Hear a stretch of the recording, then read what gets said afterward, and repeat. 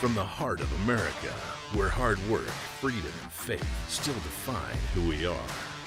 From the farms to the factories, from small towns to city streets, this is the fight for the soul of our nation. We're watching Democrats attack democracy. Do not be fooled. The strength, the grit, the greatness of the American spirit, all right here. The left wanted power, not peace, but there's a resistance rising. A generation saying enough, enough. We've tried it their way, and it failed. The Steve Gruber Show with your host, Steve Gruber, starts right now. All right, welcome to it as we enter another big day here. Kicking it off, fighting for you for the Foxhole Freedom, defending America, putting America first. Every single day. Three big things you need to know this hour. Number one, listen to this. Right now, India is increasing its demand for coal-powered energy by 12%. That's right. While we chop everything, they burn more. The same thing's happening in China while we get burned. Number two, remember the radical left wing would be bombers outside of Gracie Mansion, those would-be bombers. Remember them? They were trying to kill at least 60 people, they've admitted. Ah, yes. And number three, while Democrats continue to screech about the 25th Amendment and their latest fantasies about impeaching President Trump, Trump was spinning the plates on a ceasefire deal. It's still working to find a long-term solution to bring peace to the Middle East, not just an end to the bloody Iranian theocracy. He wants to bring peace to the Middle East long-term, and Democrats, they're never happy. In fact, they're legitimately insane. This panel at CNN illustrates that point quite clearly. Listen. The strait is going to be reopened, and we're going to negotiate about the rest. Beyond that, we don't really know much of anything. But I will tell you, yesterday, Iran was saying, we're cutting off, talks. We're not going to continue the talks. The president uses some extreme language, and all of a sudden, voila, tonight, we have a ceasefire for 2 weeks. Why can't we just say, you know what? Maybe we have achieved military objectives. Maybe we have taken down their military and their ability to export terror. Maybe we have decimated their missiles. Maybe we've buried the nuclear material, and maybe we've got 2 weeks to make the world a safer place. Why can't we look at this as a glass half full moment, as opposed to? But then why we have to make it negative for Donald? Yeah, they went on to attack Scott Jennings, of course. We hit Iran hard, we hit them smart, and now we've got a ceasefire on the table. But I'm not some sunshine pumping talking head. I'm going to be honest with you about this thing. The ceasefire is fragile. It's a house of cards in a wind tunnel. It's already been violated, apparently, but it seems to be hanging out, at least for now. But it's the Middle East. Ceasefires are not an easy thing, but one wrong move from the mullahs or the remnants of their proxy puppets will be right back in the thick of it. That's the reality. And we're already seeing some disagreements. Trump says that the skirmish in Lebanon has nothing to do with the ceasefire, but Iran has created a few more problems for ships trying to pass through the Strait of Hormuz, with harassing maneuvers and veiled threats that have oil markets jittery. It's classic Iranian gamesmanship. Test the edges, probe the weaknesses. Hope the West blinks first. Oil right now at this hour, $97 a barrel. Iran's nuclear ambitions have crossed every red line imaginable. That much is certain. They've been enriching uranium to weapons-grade levels, thumbing their nose at the world and funding every terrorist outfit from Hamas to the Houthis, to Hezbollah, to al-Shabaab in Africa, which is why Trump authorized targeted strikes that were surgical, overwhelming, and unmistakably American. And guess what? The results speak for themselves. Here's Chairman of the Joint Chiefs, Dan Kane, General Dan Kane, in his briefing. Listen. On February 28th, the President of the United States ordered the Joint Force to execute Operation Epic Fury with the direction to accomplish three distinct military objectives: destroy Iran's ballistic missile and drone capabilities, destroy the Iranian Navy, and destroy their defense industrial base to ensure that Iran cannot reconstitute the ability to project power outside their borders. Over the course of 38 days of major combat operation, the Joint Force achieved the military objectives as defined by the President. We welcome the ongoing ceasefire, and as the Secretary said, we hope that Iran chooses a lasting peace. But as Secretary Hegseth said, let us be clear, a ceasefire is a pause, and the Joint Force remains ready, if ordered or called upon, to resume combat operations with the same speed and precision as we've demonstrated over the last 38 days, and we hope that that is not the case. No endless nation building. No indefinite boots on the ground quagmire, just decisive action that left their programs, all of them, in smoking ruins. This is an America First foreign policy at its finest. It's hit hard, it hits fast, it gets out. Let them feel the consequences, and like General Kane just said, hopefully it ends there. Now, fast forward to the ceasefire. Iran folded faster than a cheap suit in a rainstorm. They reached out through back channels, desperate, humiliated, and staring down the barrel of a more direct strike on them that would have turned their remaining facilities into parking lots. DoD Director Pete Hegseth says that Iran begged for it. Here's what he said at the briefing. President Trump forged this moment. Iran begged for this ceasefire, and we all know it. As the President truth this morning, a big day for world peace. Iran wants it to happen. They've had enough. Operation Epic Fury was a historic and overwhelming victory on the battlefield. A capital V military victory. By any measure, Epic Fury decimated Iran's military and rendered it combat ineffective for years to come. Yeah, whether you like the over-the-top Truth Social posts or not, and yes, let's be honest, some of the president's posts are over the top. It doesn't matter. Right now, it's part of the playbook. It always has been. Trump's been that way since he first revealed his strategies back in The Art of the Deal book. Hegseth says Iran begged, not negotiated for strength, not some grand diplomatic dance. They pleaded because they knew the alternative was lights out. Vice President J.D. Vance also warning Iran during his trip to Hungary not to mess with the president any further. Here's his comment. The president has told us not to use those tools. He's told us to come to the negotiating table. But if the Iranians don't do the exact same thing, they're going to find out that the president of the United States is not one to mess around. He's impatient. He's impatient to make progress. He has told us to negotiate in good faith. And I think if they negotiate in good faith, we will be able to find a deal. But that's a big if. And ultimately, it's up to the Iranians how they negotiate. I hope they make the right decision. I hope they make the right decision as well. This isn't the Obama-era nuclear fantasy game where we handed them pallets of cash and a wink. This is Trump 2.0. Maximum pressure, zero tolerance. The reason that Trump's outrageous threats work is because he's shown that he's willing to follow through. In Venezuela, we took out Maduro without the loss of a single U.S. soldier. Last year, we executed Operation Midnight Hammer, and we're out of Iranian airspace before they even knew what had happened or what had hit them. And so far in Operation Epic Fury, Trump has shown himself willing to finish what he starts, but also willing to negotiate. All right, willing to negotiate. We'll have more from Pete Hegseth coming up in a moment because I want you to hear, all right? I want you to hear all of this. Position of strength is important. A position of strength and not saying, okay, we're going to play games. No, we're going to negotiate because that's what we will do every time. Give you an off-ramp. Trump always gives them an off-ramp, a place to say, okay, look, let's talk about this. And if you don't, it's on you. We'll take a break and be back. It's the Steve Gruber Show on a Thursday. Nice to see you this morning. Quick break.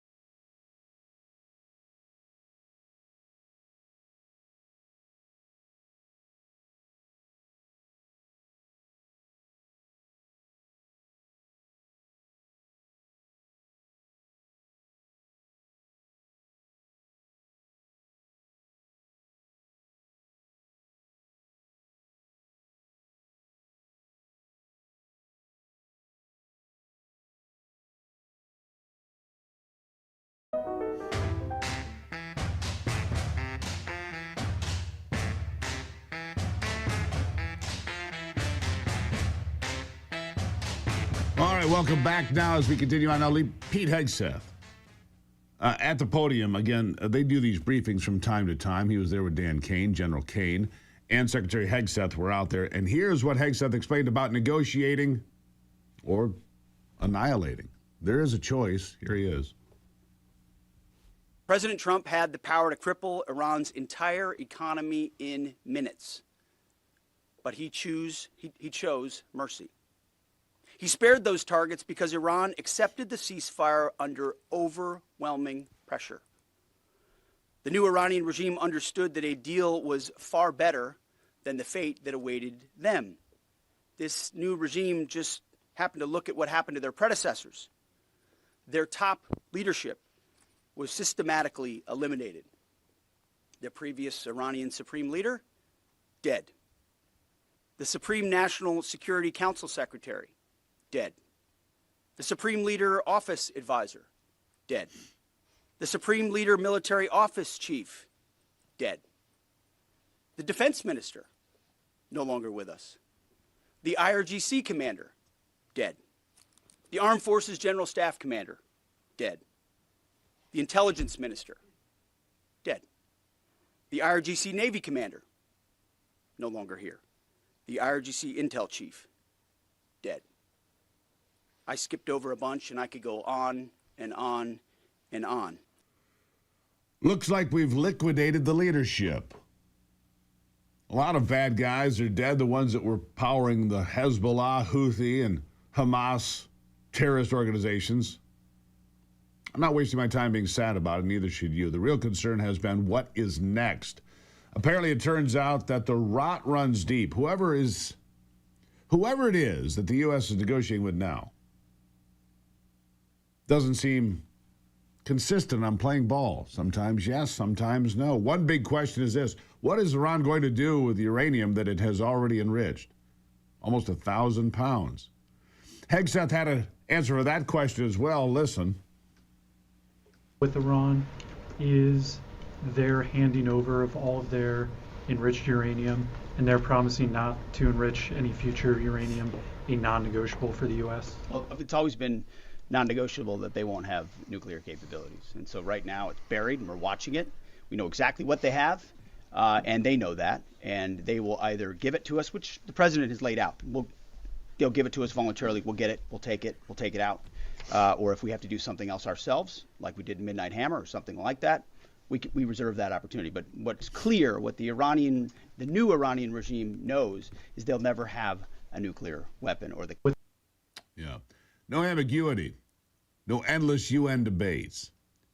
Hand it over, we'll come get it ourselves. And get this, the U.S. military has briefed President Trump on a complex commando plan to seize nearly 1,000 pounds. That's what it comes out to, this 400 kilos. Comes out to like 880 pounds, something like that. It's highly enriched uranium. About 1,000 pounds, a bit more than we've been told before, but, you know, it's not an exact science. They've got what they've got. Hundreds of pounds are rumored to be stored in tunnels, hundreds more buried beneath the rubble of what's left from Operation Midnight Hammer.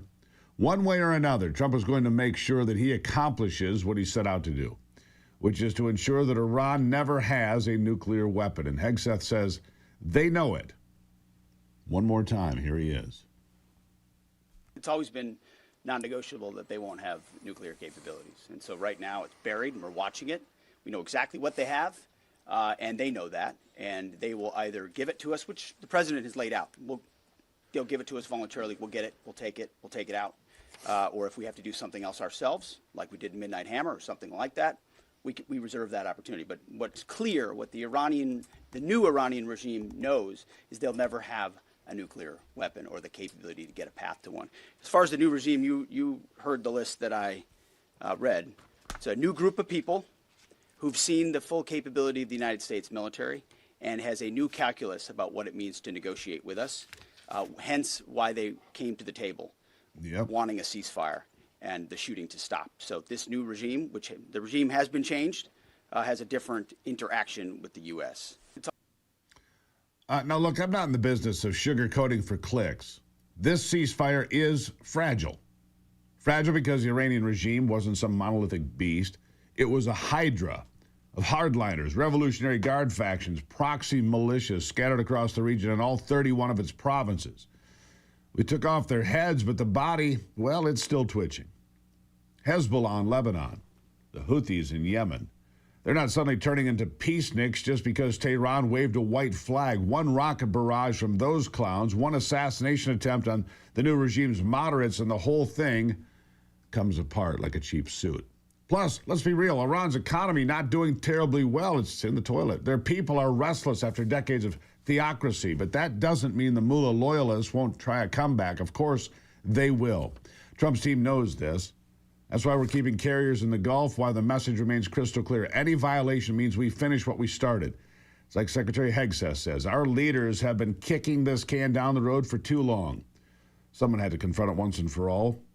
And the benefit of being term limited is that Trump doesn't care if he's unpopular about it. He's a fixer, and he's going to fix it. The strikes have been proportional, the objectives met, and our military has executed flawlessly. The ceasefire gives us breathing room, at least for now, but it is fragile.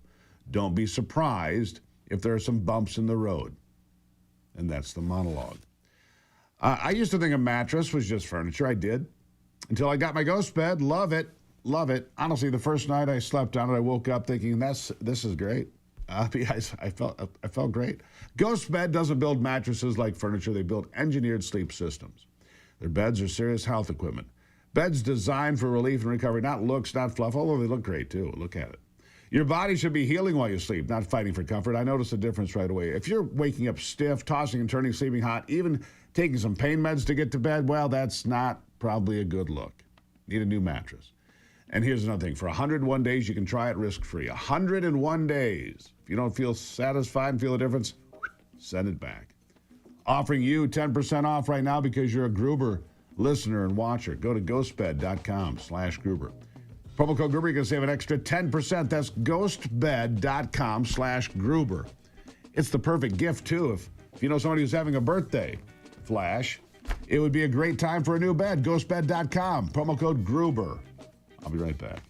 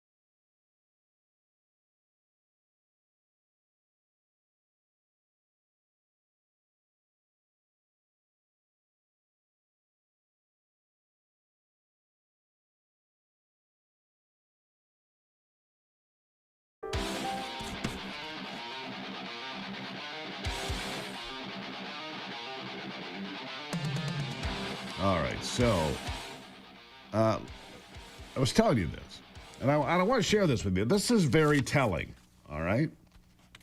The headline is that India and its coal power demand is going up 12% between April and June. Between now and June, 12% jump. India's coal demand for power plants set to rise 12% in the April to June quarter amid the peak electricity demand season in the country.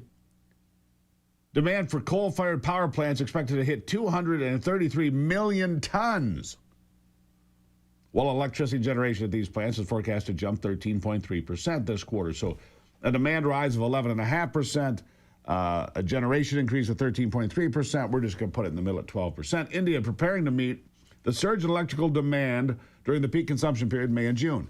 So I use this for illustration purposes. While the geniuses in America, and Germany, and France, and the UK bulldoze their coal-fired power plants to save the planet from climate change, India and China continue to build new coal-fired power plants and burn the hell out of it.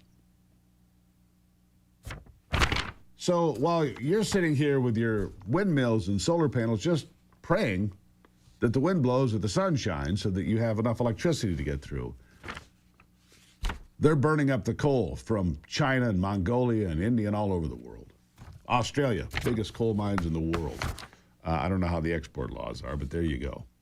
If you're tired of taking vitamins that just don't seem to work, Protovite is a breakthrough liquid formula designed to absorb quickly so your body actually uses it. Boom, just drink it right down. When we say multivitamin, I mean it. 100 nutrients, B vitamins, amino acids, zinc, plant extracts. You get daily support for energy, focus, immune health, only from Victory Nutrition International. Nutrition that gets in. Start your mornings with Protovite and feel the difference. Get 20% off today. When you subscribe, you get 20% more. And free shipping. If you subscribe, you get 20% off and free shipping forever. They're great vitamins. We've done the research. VNI.life/Gruber. You want to feel energized and feel good? VNI.life/Gruber. Promo code's Gruber. I'll take a break. Be right back.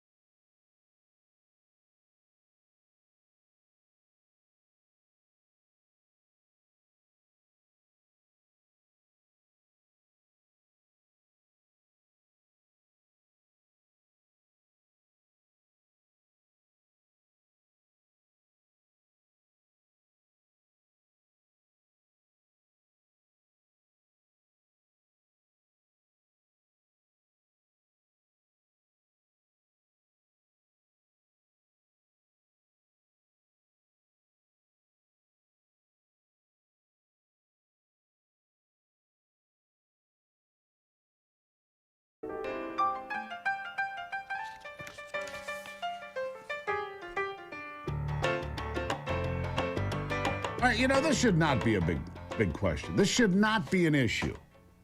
Not for me. It's one thing in elementary school, okay, the boys and girls play together, they play flag football or whatever. But when you get to a certain level of competition, certainly by the time you get to high school and into college and the Olympics, clearly, men should not be competing in women's sports. I don't care how they dress. I don't care what they call themselves. I don't care what their pronouns are.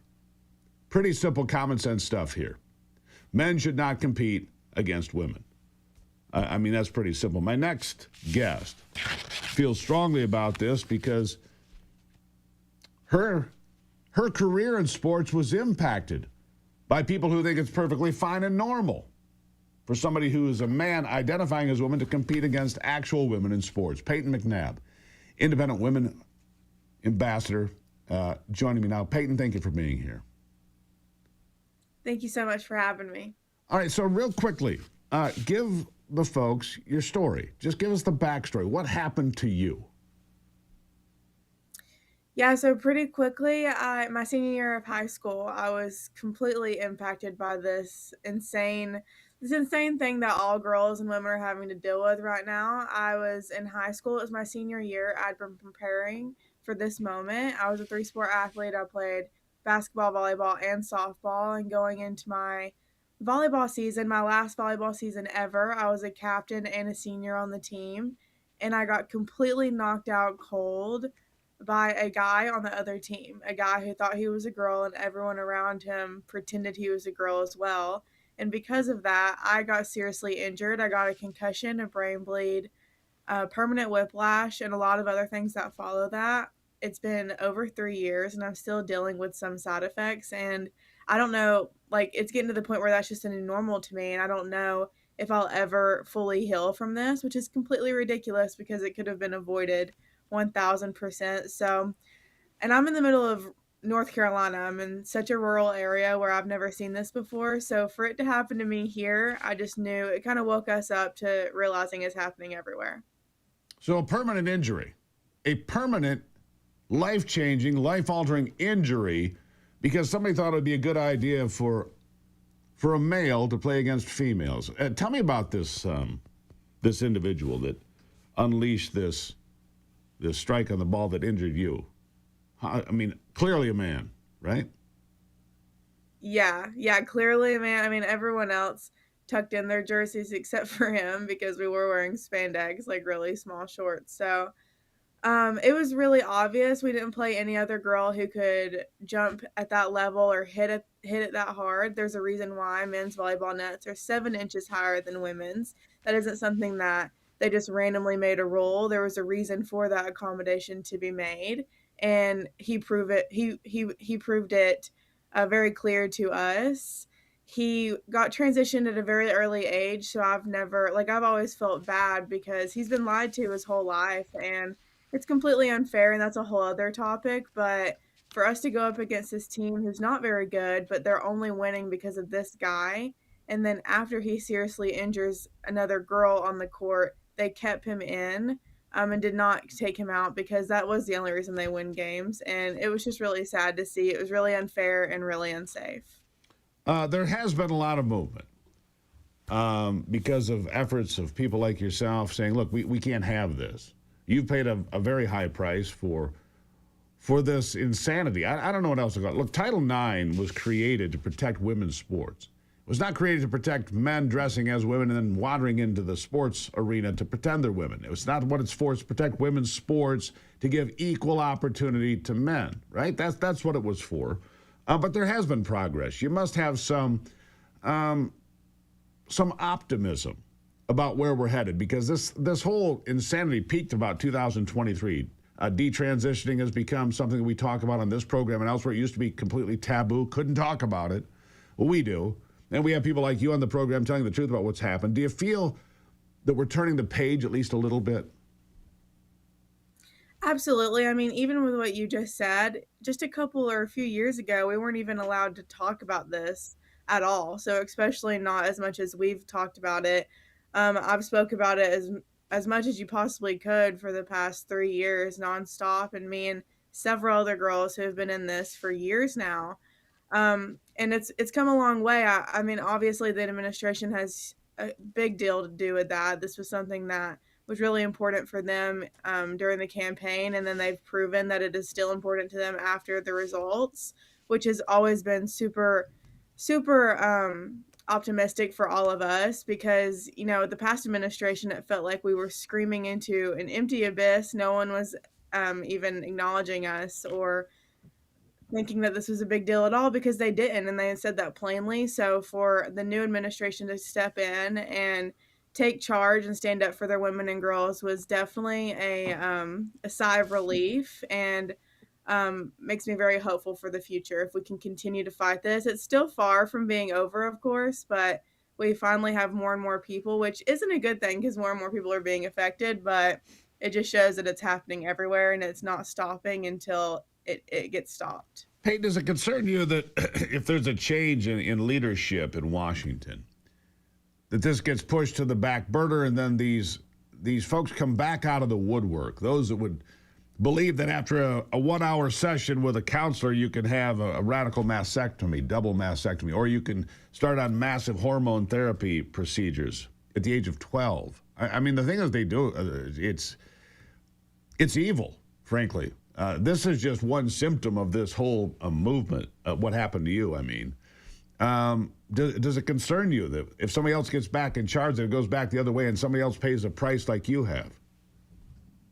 It absolutely does concern me, and it's concerned me from the beginning, and everyone that has been outspoken about this has touched on this as well, because that's why it's so important for states to be involved, for states to choose to protect their girls and their in their state, because if a new administration does come in, they could just wipe out everything that this administration has done, and now like it's all back to square one, except for there's been over half of the states that have passed some sort of legislation in their state to protect their women and girls. So, of course, I would love for it to be all 50, which we're going to still continue to fight for, but it's a lot harder in those bluer states, as you can imagine. And it's not fair for those girls that live there that vote for these officials who are supposed to be protecting them and they choose not to. So it's incredibly important for the states to step up for their women and girls. Thankfully, we have seen quite a bit of them do so, but I would love for all 50 to be safeguarded, of course. But we can just keep working until we get there, and that's absolutely a concern because this what we're fighting is evil and it is crazy and it should never be happening to begin with, and now the girls are the ones that are suffering because of it.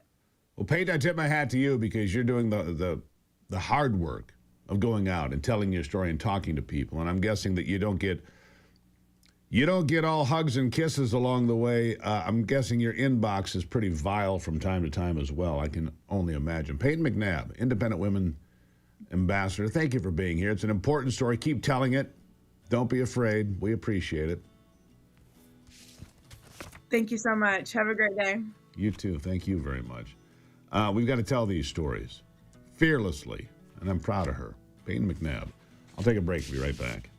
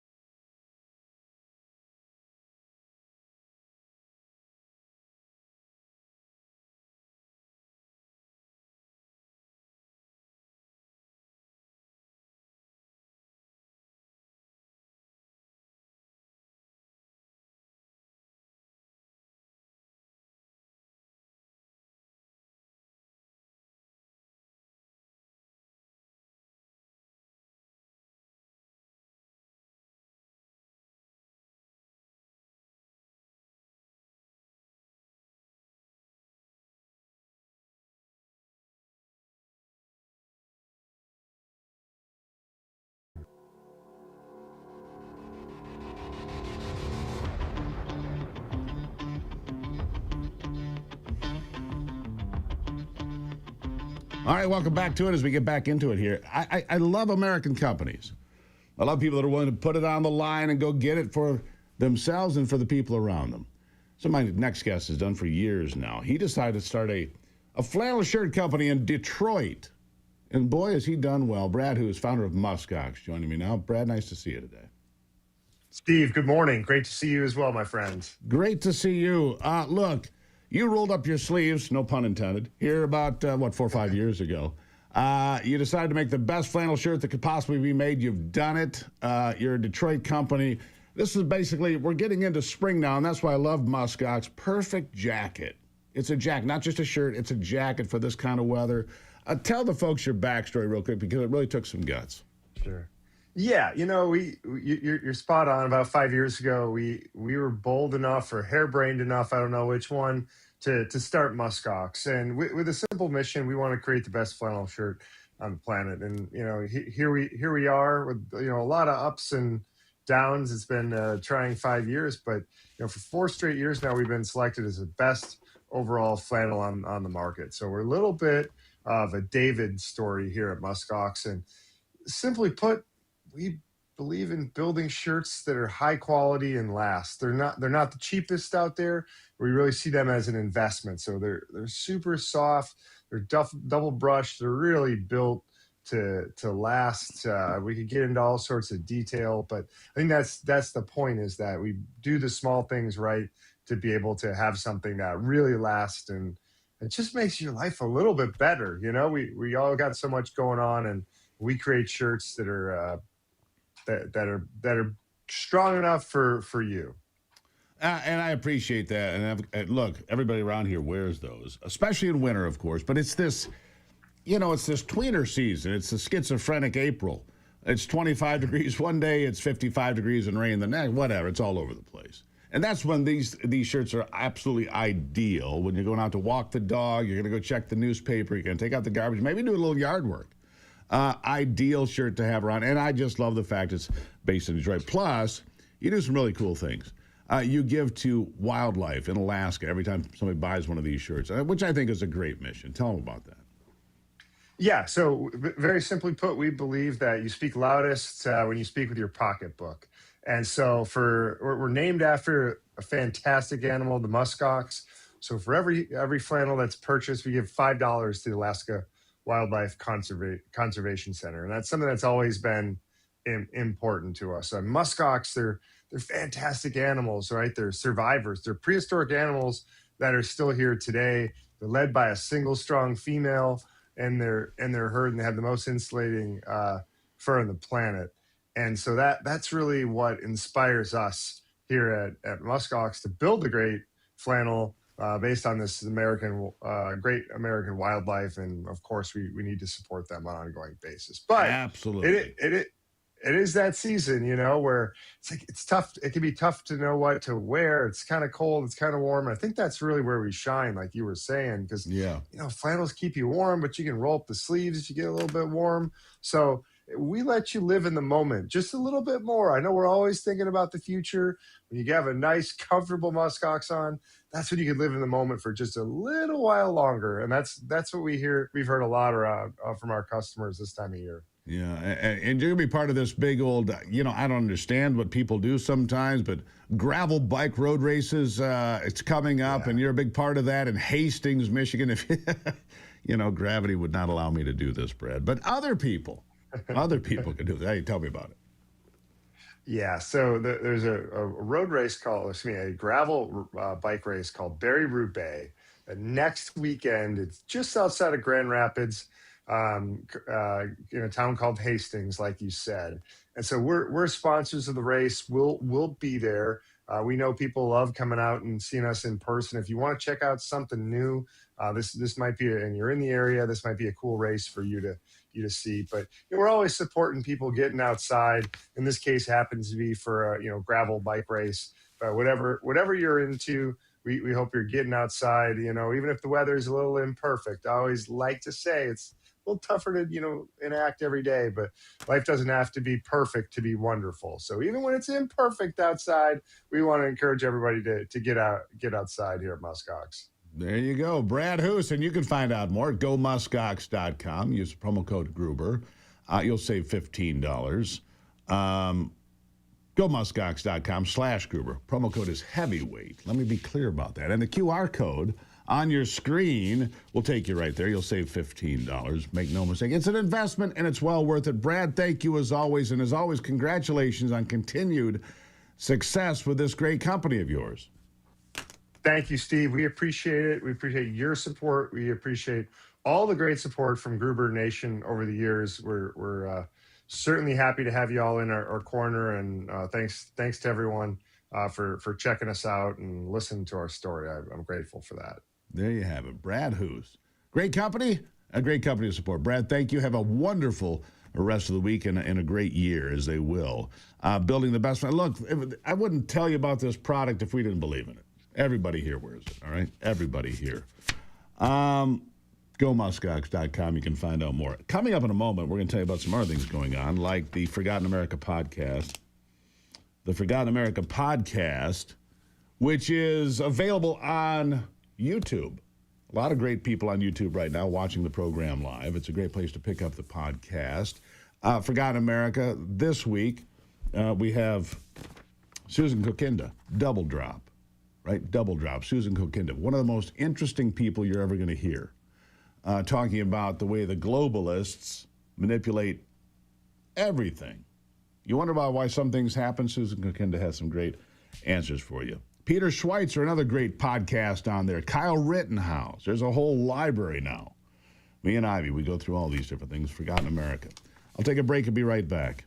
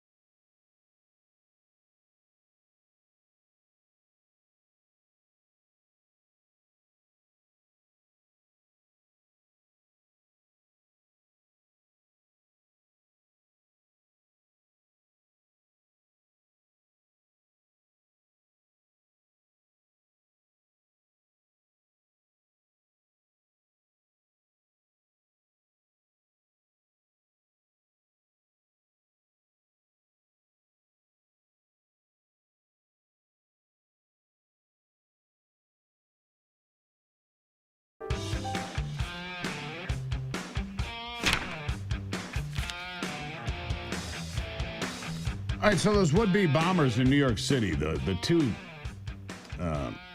punks, for lack of a better term, that came and threw the bombs into the pro-Trump crowd outside Gracie Mansion there, the mayor's house in New York City. Their names Amir Bolat and Ibrahim Qayyumi, 18 and 19. They were indicted on 8 counts so far in the attempted bombing. They were live bombs that were thrown, right? They had nails and so forth in them. All I know is I want to start terror, bro. I want to petrify these people, Qayyumi told Bolat the morning before the attack, according to the indictment. They intended to kill 30 to 60 people. Kill.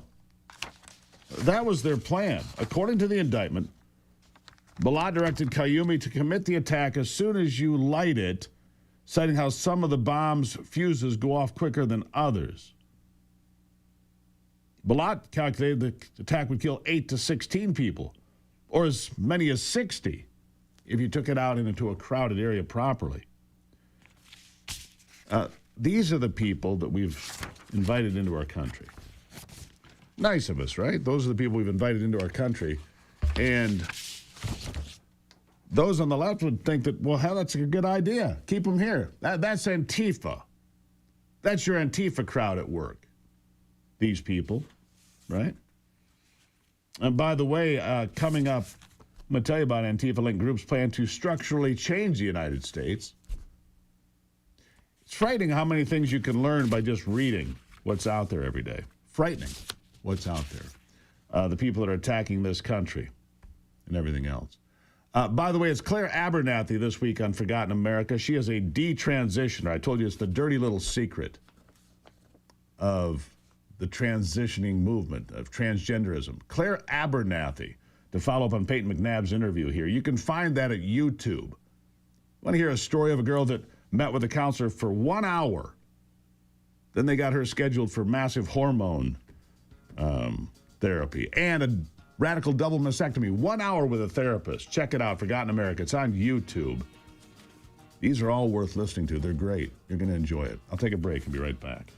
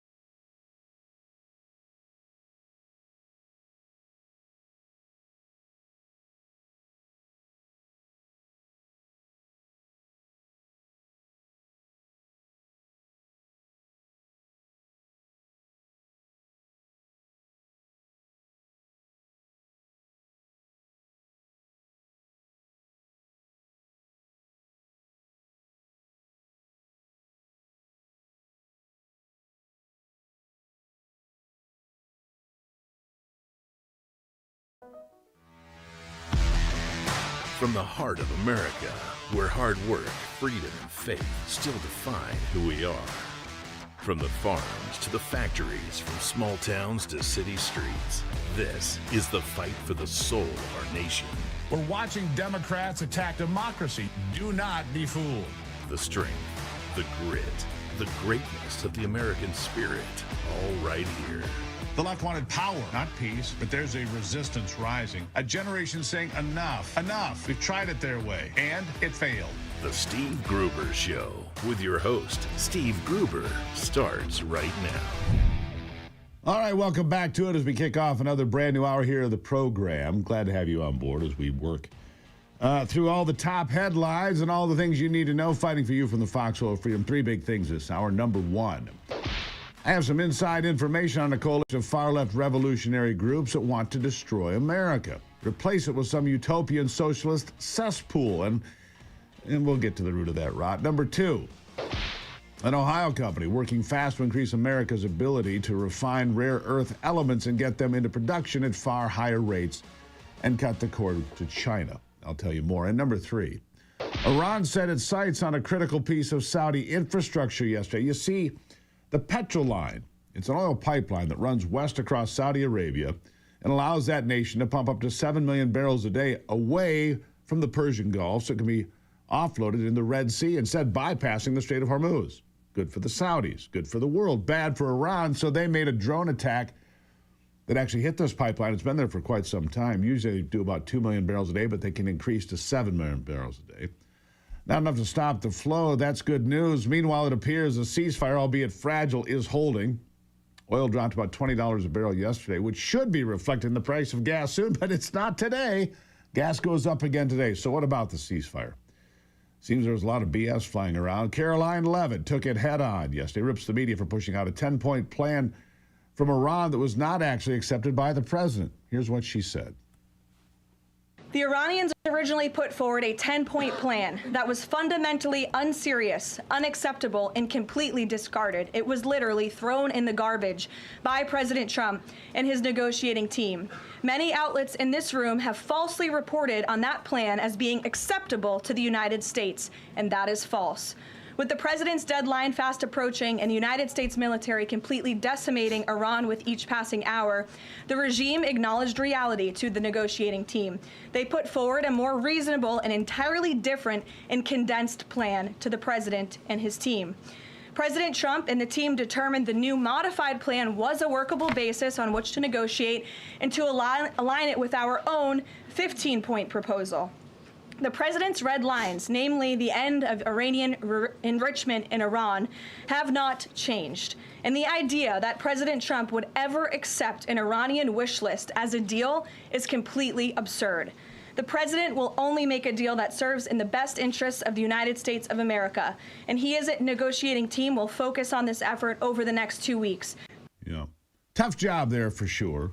Look, these ceasefires are fragile. This one is fragile, but they didn't take some wish list from Iran. You know, when you saw the 10-point plan come out, it did not include nuclear materials at all. Ivy is here with me this morning. Ivy, good morning. Good morning. Not hearing me particularly well, but that's okay. We have a little issue with my ear and yours, but we'll get through it. Look, Caroline, my ear's in the same boat, but that's okay. We'll work through it. No worries. Anyhow, so Caroline Leavitt was like 27 years old when she took this job. She has been. Let's just talk about her for a moment. She is phenomenal at her job. She sits up there and takes out these attack probes from all these mainstream media outlets. I think she's incredible. I do. She is. She's really unflappable. No matter what comes at her, she just has a great response, and she really just represents, what the president is thinking and has to say about every topic. I'm not sure I've seen anyone do it quite as good as she does. Yeah, I thought Sarah Huckabee Sanders was the best for a long time, and then along came Caroline. And I've been in the room with her, as you know. Right. I think she's unflappable, and it's because steadfast every day and strong, they're throwing curveballs. Sure. Go ahead. I said steadfast and strong for sure. Yeah. Yeah. Sorry, I can't hear you very well. So we apologize. Sometimes you just have to battle through a little tech issue. So today we're not hearing each other properly, and that's the way that is. What else you got on your list today? There's something I want to play for you, Steve. CNN and I believe it was New York Times got a lot of heat for putting out, the fake, the Iranian demands, and they weren't really actually the accurate ones. But here's CNN actually holding someone accountable. Let's listen to it. Here's some of what he actually has said about the depravity of the October 7th terror attack, the deadliest day for the Jewish people since the Holocaust. Quote, "It doesn't matter if effing rapes happened on October 7th. Like, that doesn't change the dynamic for me. The Palestinian resistance is not perfect." Now, let that sink in. Hassan Piker is excusing sexual violence by Hamas terrorists. He also claims Hamas is, quote, 1,000 times better than Israel. Hamas is a designated terror organization, not just by the U.S., but by the EU, Canada, Australia, New Zealand, just to name a few. And here's what Piker said about the horrors of September 11th, 2001. America deserved 9/11, dude. F it. I'm saying it. Like, we fucking totally brought it on ourselves, dude. Holy shit. We did. We fucking did. Yikes. Anyhow, So I don't know if you've heard that. Have you heard that guy before, Hassan Piker? He's the guy. He's on the campaign trail with Democrat Senate candidate Abdul El Sayed in Michigan and Summer Lee in Pennsylvania. This is the guy they're bringing out to promote, apparently, their morality. This is their morality play. This guy is the most hateful. I can't repeat the words that I'd like to. Right. Well, I mean, Hassan Piker. Yeah, in that video, he was justifying rape when Hamas, Islamists do it. And it's actually Dana Bash is saying, this is wrong. This is wrong. And Hamas is a terror organization. And I just, it's, when you hear these things, it's like, come on, that is just unbelievable. Did I just actually hear that? You have to go back and listen to it again. And wow, you just think, here's the wow. thing. When you look at Abdul El Sayed, the candidate in Michigan, and Summer Lee, the candidate in Pennsylvania, and this is the guy they bring out to their campaign event, is that not disqualifying? Yeah, it would seem so. I would say so, yes, absolutely. Yeah, absolutely disqualifying for these people. Anyhow, so for anybody who wonders who the Democrats are, now you know. It's crystal clear who they are. They've put this guy front and center to say that raping people is okay, murdering people okay. 9/11 was our fault. Now this is kind of the fringe crazy stuff you heard back 25 years ago. But now it's gone mainstream, for this party. It's sickening. And that's where we are, Ivy. And that's where we like to really point it out to our viewers and listeners, because when people say, oh, this stuff doesn't happen. Well, it's out there, and here is exactly what he believes. And then you wonder, if these people are on campaign trails with, candidates, how could you have this person on your campaign Here's the real test. If they don't believe the same thing? Of course they believe the same thing. Here's the real test. When are people like Van Hollen and Murphy and the other Democrat senators going to come out and denounce this guy and say, we can't have this as part of our deal? Right. A news flash, they're not going to. Ivy, love you. Thank you. Love you too, Steve. All right. So, anyhow, working through all of it here on is it Thursday? It feels like a Thursday. I'll be right back. We're always upgrading.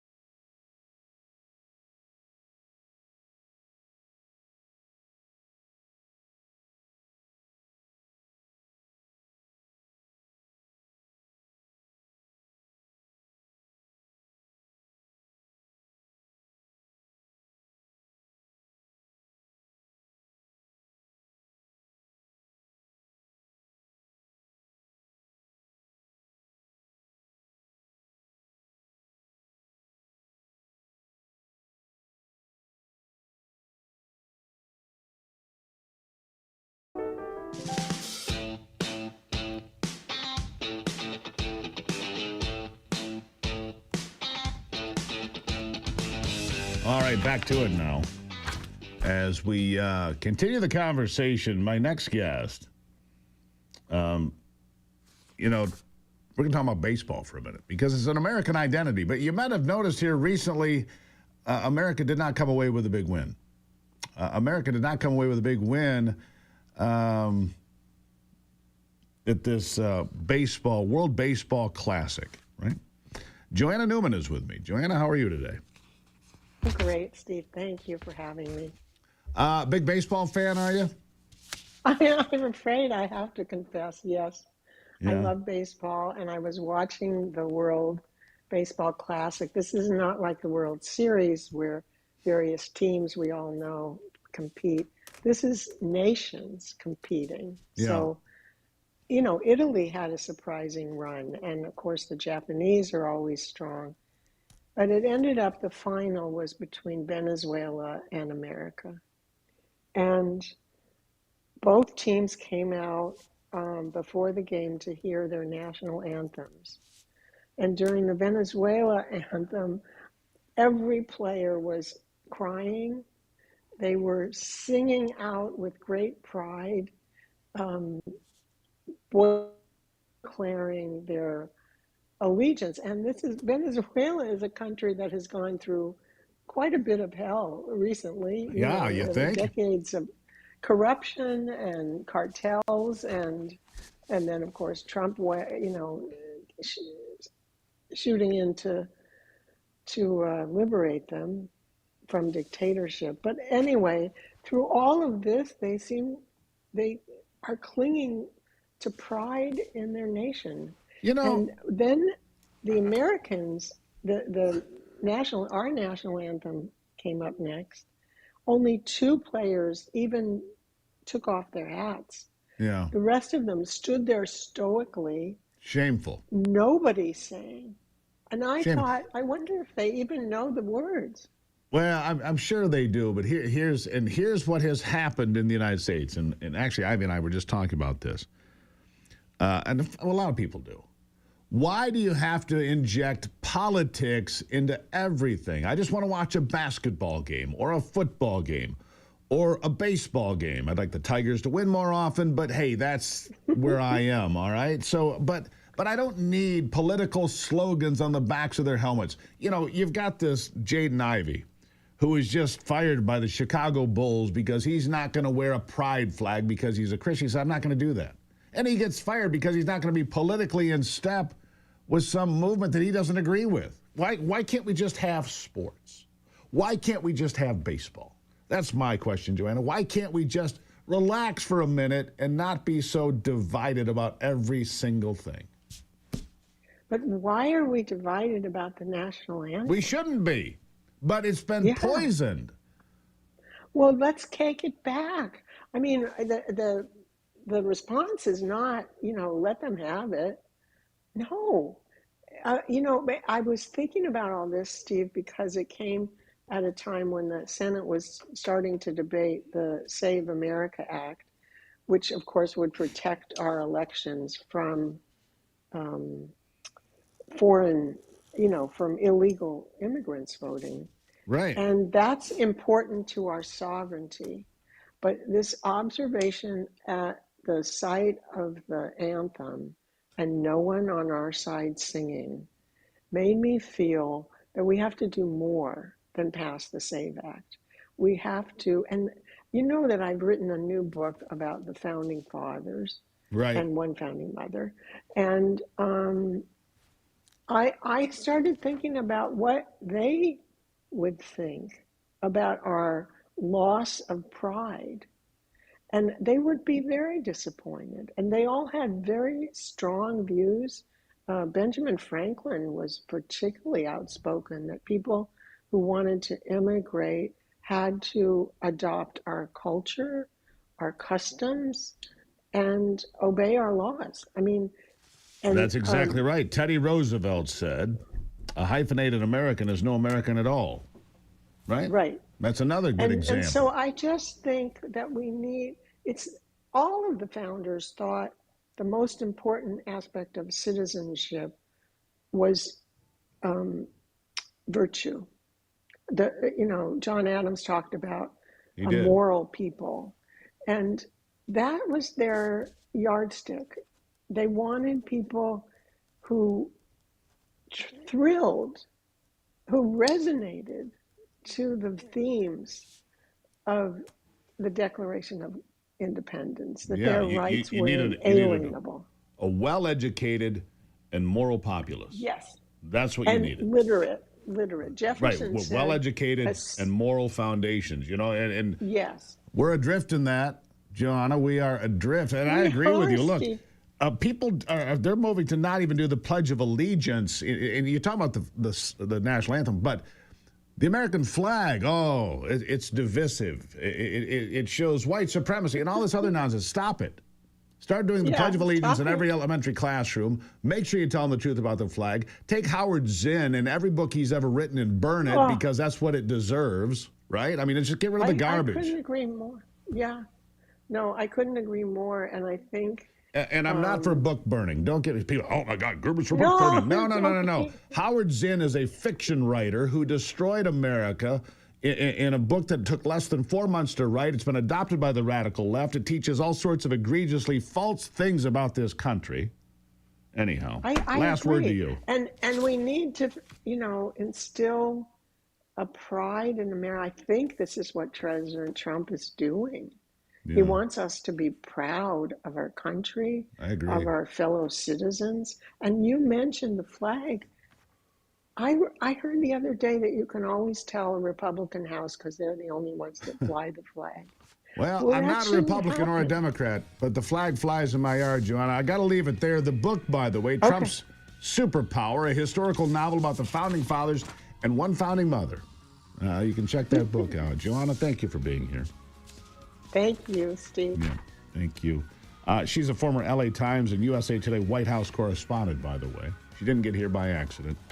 I'll take a break and be right back.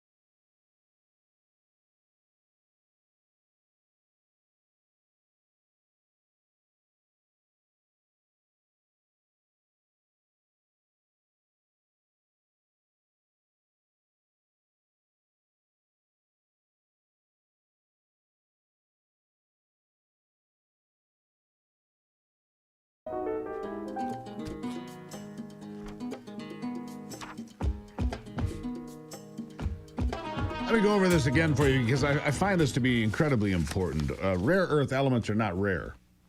They're not. I'm not sure why they're even called rare earth elements, to be honest with you.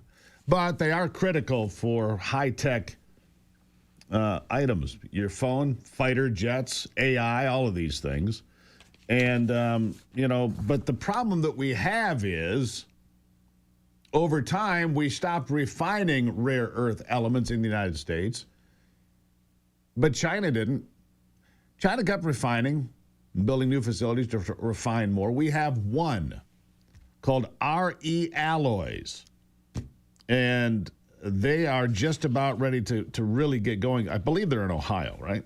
And they just created a deal with Sheep Creek in Montana. They'll get dysprosium, terbium, yttrium, NdPr. I don't even know what these things are. I'm not going to kid you. I don't know what those things are, but apparently they're really important to my computer, to my AI software on my truck, to satellite imagery, to Starlink, to all of these things, and programming systems and everything. So RE Alloys, keep an eye on that company because they're going to be a very big deal going forward. RE Alloys. A very big deal, and keeping us safe, all right? Let's see. Oil is creeping back up. Anthony, I don't know that. Anthony has just asked me an incredibly important question. Why do we call oil fossil fuels? Because there was this belief at one time this is a bunch of dead dinosaurs. I think that's been disproven. Hydrocarbons, pressure and time create oil. I heard it was the idea to make oil seem like it was more of a commodity and a rare thing instead of Maybe. this infinite supply. You mean Rockefeller gamed us again? Yeah. The Rothschilds gamed us? That's what it was, Steve. See, there you go. Conspiracy Theories 101. Really, they're hydrocarbons. And here's the other thing that they kept telling us. Since I was your age, Anthony, and before, actually, we're running out of oil. We're at peak oil. We're at peak oil. There is no more. And every year they find more and more and more. Oil is the second most abundant liquid on this planet. Is that true? I think so. Good fact. I'll be right back.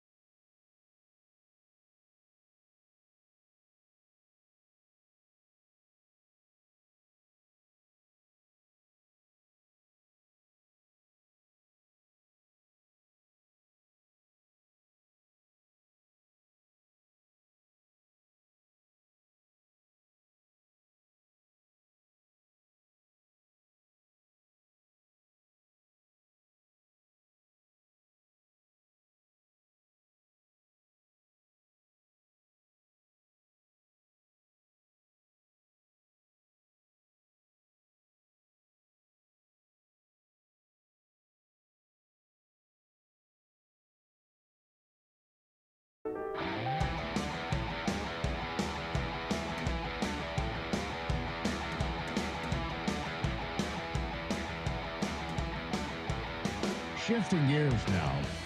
There's a lot going on right now between the Iran war, mixed economic signals. Oil dropped with the 2-week ceasefire being put into place, but what does that mean for you and me and the economy? Join me to discuss precious metals specialist from Birch Gold, Philip Patrick. Philip, let's see. There's a ceasefire. There's no ceasefire. The strait's open. The strait's closed. Oil goes from $115 yesterday to $95. And then A lot of chaos, Philip. Why does it feel like the economy's all over the place? Maybe because it is? Yeah, that would be a very good summary, Steve. You're correct. We're seeing multiple pressure points hit at once and a huge amount of volatility. And I think ultimately, in the backdrop, we've got a financial system that's running on debt. Oil prices very volatile. We saw massive spikes. And as you point out, they've come down, still about 50% up from where they were prior to the Iran invasion. And of course, that will feed longer term directly into inflation. At the same time, we haven't got a handle on government borrowing. That is exploding. Something like $9 billion a day in new debts getting refinanced. And that number predates the Iran war. Then you layer on this market volatility, stocks, precious metals, everything's volatile. And I think people right now are getting confused. We expect markets to immediately reflect reality, but they don't tend to do that. They tend to reflect short-term monetary flows, not what's actually happening. So what we've seen short-term is a move to the US dollar for liquidity. But if we zoom out, the picture's getting, messier. We've got higher energy costs across the board. We've got more debt and more uncertainty. And I think ultimately that just leads to more pressure on the system. Certainly. And gold right now, it's lower than it has been. It's not at its all-time high, but it's starting to show some positive movement back up toward $5,000 an ounce. It's at about 47.5 right now. And all this debt that you mentioned, Philip, all this debt, the financial systems of not just America, but of the world, everybody's in debt, and when it all goes up in smoke, what are you left with? It's a really tough climate. And you rightly point out, this isn't just a US problem. It is broadly a Western problem. Debt is the biggest issue the world has at the moment.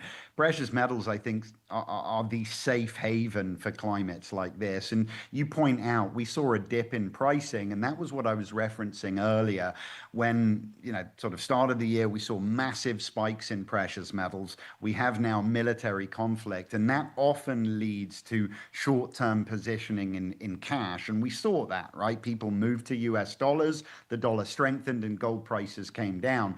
This is very, very typical. We saw the same thing in 2008. Markets started to drop. Gold drops 30% because people moved to cash, and then they position long term. What was strange about this is following the Iran war, we saw borrowing rates on treasuries actually increase, not decrease. That tells us that people aren't moving into dollars long term. It's a short term position. So to summarize, I think this has created another buying opportunity, just like we saw in 08. And as I mentioned before, the fundamentals for gold are stronger today than they were at the start of the year. Yeah, my advice, folks, don't get whiplash watching the markets and watching everything going on. Just relax. The takeaway for everyday Americans, have some precious metals. That's the takeaway for me. Philip Patrick, always a pleasure, sir. Thank you. Thank you, Steve. And if you'd like to know more, it's pretty easy. Text America to 989898. Do that today. Claim your free information kit on gold. Start diversifying your savings. Today, again, it's America to 989898. You can do that today. Claim your free information kit on gold. And make sure that when you've got whiplash, you've got a little something there in the safe. You can say, you know what, I feel okay about it. Birch Gold. Got to feel okay about it, Birch Gold. I talked to Philip Patrick yesterday. Shared that with you today because things seem to be about the same. Oil creeping back up, $99 a barrel now. Ivy creeping back in as well for a little surprise visit. Ivy, I hear you've got something special for me. Well, I wouldn't mind some more precious metals, Steve.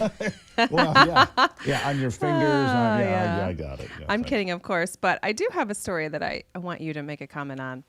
So the Obama Presidential Center in Chicago is requiring a valid photo ID or proof of residency for certain perks like discounts or free admission for Illinois residents. Interesting. What do you think about that, Steve? Well, first of all, let's talk about the presidential library with Barack Obama's name to be on it. It looks like a crashed spaceship from Star Wars. It does look like something out of Star Wars. I will agree. Or something out of 1984. It is a disgusting. And isn't like over budget and past due dates and et cetera, et cetera. Oh, they've blown the budget. Wouldn't that be typical? Yes. It's over, it's ugly. It's over budget. It's understaffed. They were supposed to raise something like $100 million for it, right? Private money. They've raised like $2 million. Oh my. Yeah, I mean it's remarkably underfunded. It's a complete disaster. Sounds about right. Mm-hmm. And that they are requiring photo ID. Yeah. But of course, he is an advocate for you don't need a ID to vote. So right, because if you do, you're racist. Exactly. If you do, you're homophobic. You're a white supremacist. Oh, just throw it all in one bucket. You're all these terrible things. I guess his presidential library or presidential center Whatever is it is. all of those things because they're requiring ID. Yeah. Anyhow, so that back to the Save America Act, because we're going down that road for just a moment here. I again say to John Thune, and I say to the Republicans in the U.S. Senate, get past the Democrats, get the Save America Act done. Yeah. Barack Obama understands well enough that you need photo ID to go to his silly, ugly library. The American people understand. I mean, we have to give ID here in Michigan, Ivy. Yeah. I don't understand this argument. It's not that difficult to get an ID. Everybody has one. And if you have missing documents, actually, I did not have my birth certificate many years ago. I could not. My mom just couldn't figure out where the heck it was. And so I just had to go down to the Capitol and submit my paperwork to get one because they're all filed with your state. Yeah, in fact, and so it does take some time, but you can do it. It's easier now. They have this thing called, you might have heard of this. It's called the internet. And you can actually get on this thing called a computer, like this one, right? You get on this computer and you can put in your state and you can put in some information and you don't even actually have to go there. They'll but if you don't have email it access to those things, you can still go down there. Correct. There are lots of options. And you have to have an ID for everything. That's right. Here's another thing. Oh, people don't have access to the internet. Who? Who do you know that doesn't have access to the internet? I suppose it's possible, but even if you're in a place that you don't have internet in your house, you can go to a library, a coffee shop, whatever that has free Wi-Fi available. But don't liberals claim that black people are too dumb to use phones and computers? Oh, yeah. Yeah, and married women. It's a leftists, miracle. Not liberals, by the way. It's a miracle that Ivy was able to get an ID after she got married. And vote. That was actually pretty easy. You just submit your paperwork. It's a process, and you have to go through the process. Yeah, life is and a that process. can be frustrating, but it's not that difficult. No. Just follow the directions and do what you need to do. Do the work? Do the work. Yeah. All right. Thanks, Ivy. All right. Thank you. Back in the next hour, of course. Oil at $99. If Hormuz remains closed, there are predictions that oil will stay at about $100 to $26. But still, that should bring gas prices down about 50 cents from where they are, maybe a bit more. We'll see. Quick break and be back.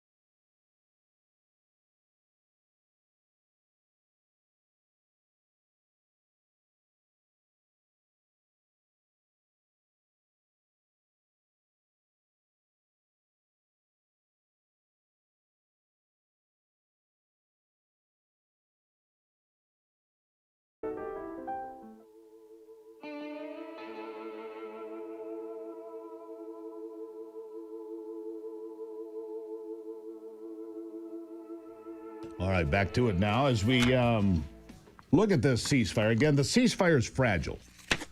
I mean, you look at ceasefires in the Middle East or anywhere else, they're a delicate, fragile item. And so be careful what you think might happen. I am not sure. Joining me is James Fitzpatrick, attorney, Army vet, director at the Center to Advance Security in America. James, thank you for being here. Hey, thanks, Steve, for having me. Appreciate it. All right, so the good news is we've got some sort of a ceasefire. Seems to be holding. Iran upset that Israel hammered targets in Lebanon. That's not part of the deal.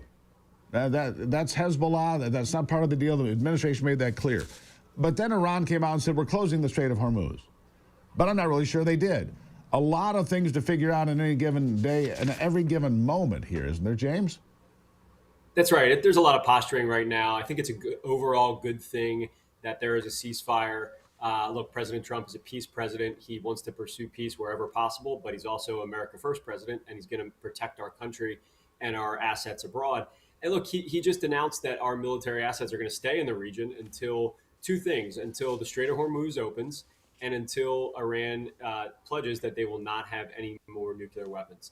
I think those are very reasonable demands, given that we met virtually all of our military objectives. We've decimated them. We've taken out their ability to project power in the region. So we are really negotiating here from a position of strength. So I think those two demands are reasonable, and I'm confident that the administration will get them. You know, it's interesting.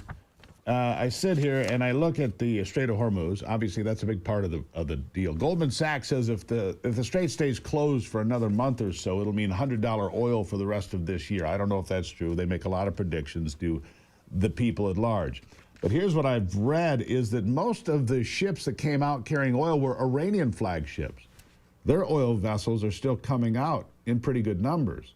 Other countries not so fortunate. So what do you foresee here, James? Is the strait going to be open? And what capacity, honestly, does Iran have to close the Straits of Hormuz? They have no Air Force. They have no Navy. They have limited capacity. And to the best of my knowledge, James, we have not lost a single oil tanker, not one, since the 28th of February. Am I wrong? No, you're right, Steve. And I think that's exactly it. They're going to see that they're coming at this from a position of weakness. And they're dealing with President Trump, who's making these demands and is going to be backing them up with action. And our allies in the region are going to be on board, I'm sure, to get this open because it affects everyone. So, yes, they need to open the strait immediately. If they're only allowing their tankers through, that is a big problem. And I know the president's going to find out about that, and there's going to be consequences for them. But again, they are at a total weak spot here. We've just killed all of their leadership. We've taken out their Navy. We've taken out their ability to create any sort of defense industrial base. I mean, they are essentially powerless in this fight. We need to just back it up, and I'm sure the president will, with consequences if they don't follow through and open the strait. Exactly true. Look, we've got to be able to stabilize. If Donald Trump sees oil stay at $100 or $110, it's really going to have a negative impact on the midterm elections, despite the fact that Iran has attacked us for 47 years and killed our Marines and our sailors and been involved with Hezbollah, Hamas, the Houthis, Al-Shabaab, and all these other terrorist organizations. Despite all that, because I think it was the right thing to take down this regime and stop this constant antagonistic, violent attacks on Western civilization, basically. But there will be a price to be paid, James. At the polling place, if this economy, if gas is $4 a gallon, unfortunately people are a bit myopic, and they'll vote based on $4 gas and not based on what's good long term. Your thoughts? That's true. That may be the case. I think short term that may be the case, but I think thankfully we have a president who is not concerned with the day-to-day political approval ratings. I am confident he will get his political team together and do what he has to do for the midterm elections in order to protect the House majority. But I think that is a good thing here. He's doing what's best for the American people. He's putting America first, and he's not worried about his daily approval ratings like many other past presidents were. Yeah, that would be incredibly important. Let me ask you this, James, before I let you go. Any idea who's actually in charge in Iran? Who are we negotiating with? Who has declared a ceasefire for Iran? Is it the IRGC? Is it somebody else? I mean, we're getting bits and pieces, tea leaves, if you will, that we found a more reasonable group of people to talk to, that the regime has actually been changed. But I don't know if that's true or not. What do you make of it? No, Steve, that's a great point. I think it's difficult because over there you have people who are afraid to step up because they know if they're going to be in a position of power and leadership there, then they immediately become a target. And there's also suspicion amongst the government officials there of anybody that's still remaining alive that they may be compromised and spying for us or our allies. So it's difficult. I don't know exactly who we're dealing with there, but I'm confident. Secretary Rubio and his team, and the president and Secretary Hegseth and all the leadership is dealing with the right folks. But it's tough given all the damage we've done there. All right, James, greatly appreciate it. Thank you for being here, James Patrick. We'll keep a close eye on it. We'll keep an eye on the Strait of Hormuz. Appreciate your insights and your expertise, sir. Thank you. As we look forward, is the ceasefire going to hold? I hope so. I hope so. But there's no guarantee. Look, this is the most volatile part of the world. I don't know how old you are, right? But my entire life, we have watched, one battle, one war, a ceasefire, another battle, another war, another ceasefire. Then it'll be calm for a little bit. And then the top gets ripped off it again. And then comes on October 7th. They just fight back and forth. My dad told me a long time ago, if they took the guns away from a good group of these people, they'd beat each other to death with sticks and stones. You have to wonder if that isn't true. All that hatred. Anyhow, when we come back, for the love of sports, we won't be hateful at all. We'll be gleeful with Brock after this.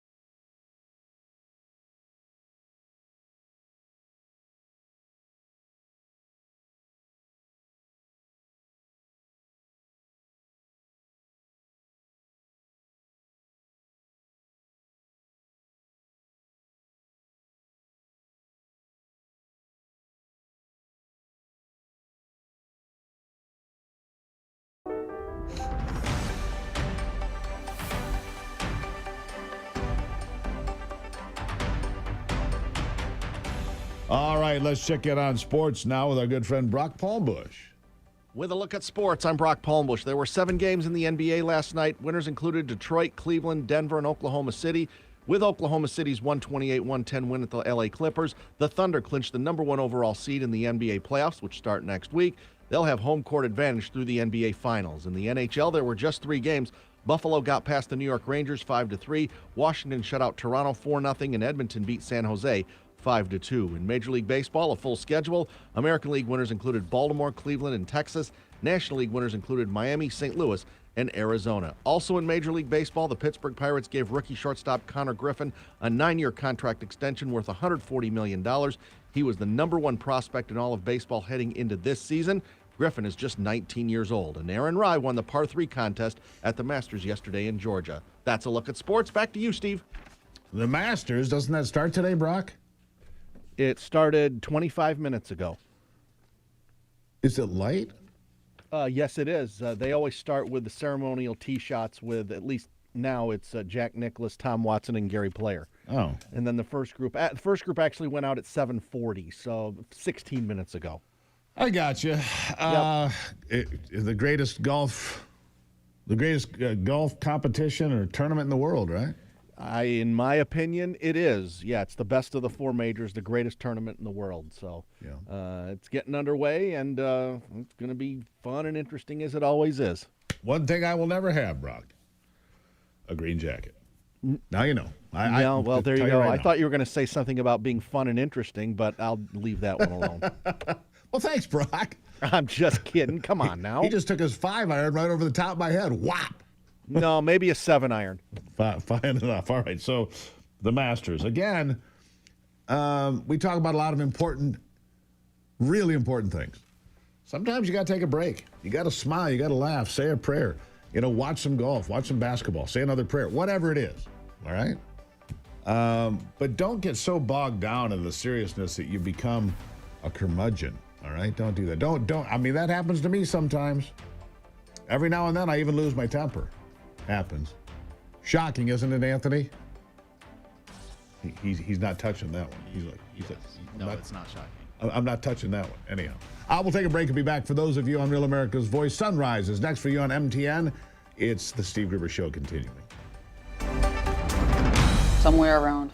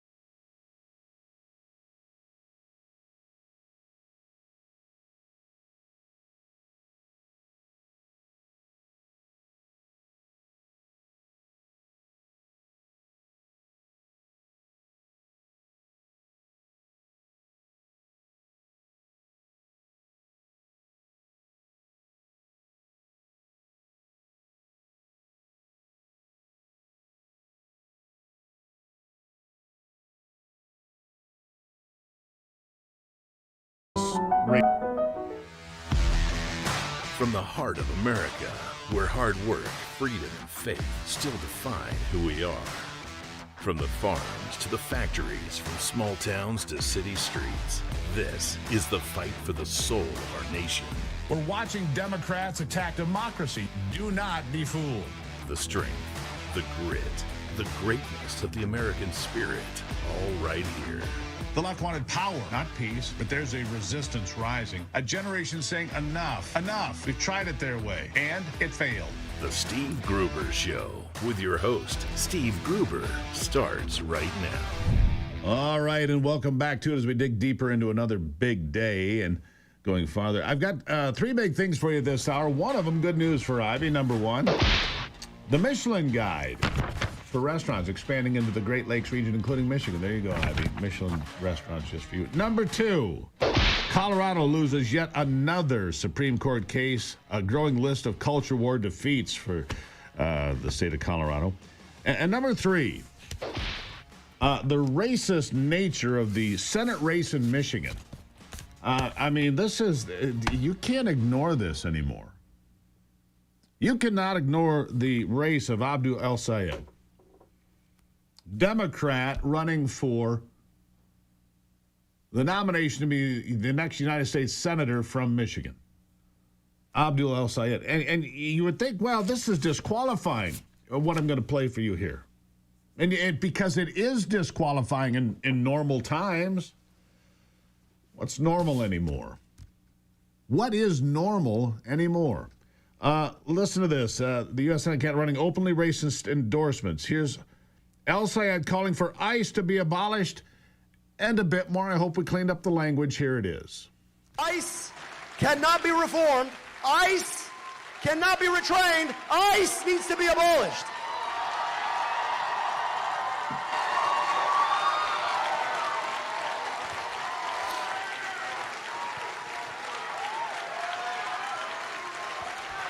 ICE. Yeah, F ICE. ICE must be abolished. F ICE, says El-Sayed. So here's something worse. Something worse.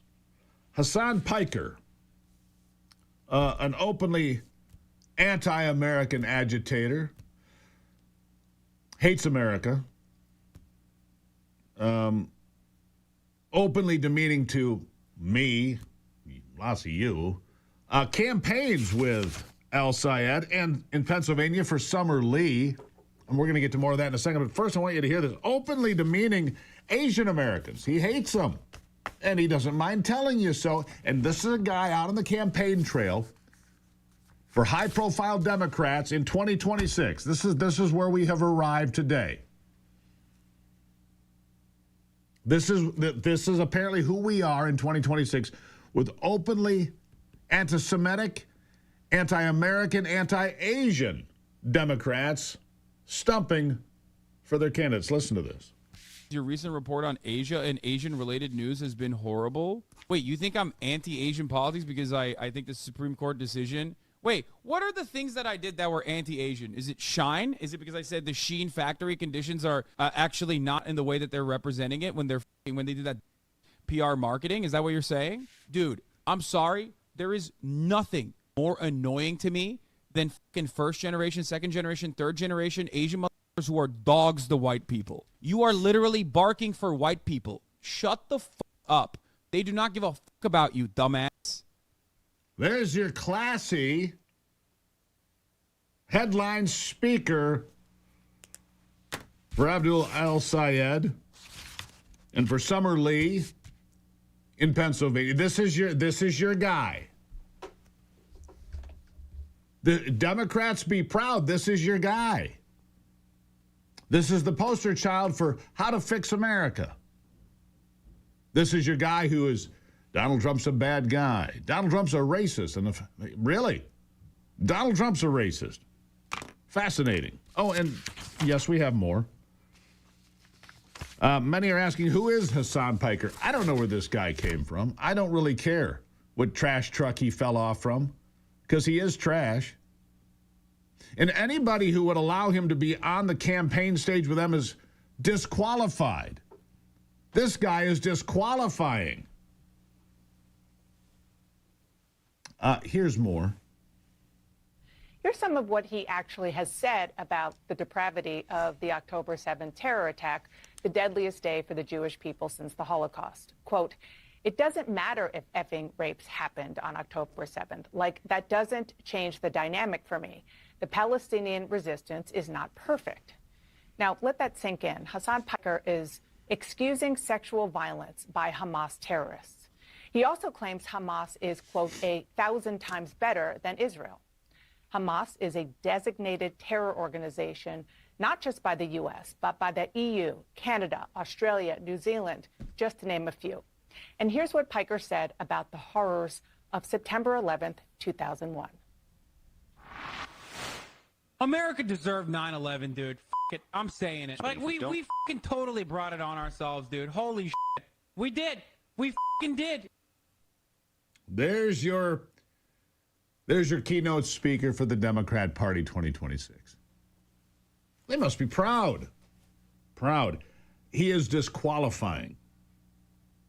To have that guy on stage with you in any capacity is disqualifying for Abdul El-Sayed. It is disqualifying for Summer Lee. It is disqualifying for any Democrat candidate. But let's be honest, these aren't Democrats anymore. These are socialists. These are communists. These are anti-American agitators. These are revolutionaries, really. They really are. I mean, that's where we've arrived. And there's this whole group, a far-left activist group with ties to anti-ICE protests, Antifa, and broader left-wing organizing, is openly calling for a political revolution in America. A sweeping overhaul of the American system that includes pressure on college campuses, and the training materials have been obtained by Defending Education. Yep, it's called the Sunrise Movement. All right? The Sunrise Movement. You need to be aware of what the Sunrise Movement is. It's an anti-American, pro-revolution group fueled by people like Singham and Soros and funded by these people, openly fomenting revolution in America. They want to structurally change the foundations of this country in pursuit of eco-socialism and multiracial democracy. We're the most diverse nation on earth, by the way. Do you think they're racially diverse in China or India, the two biggest countries in the world?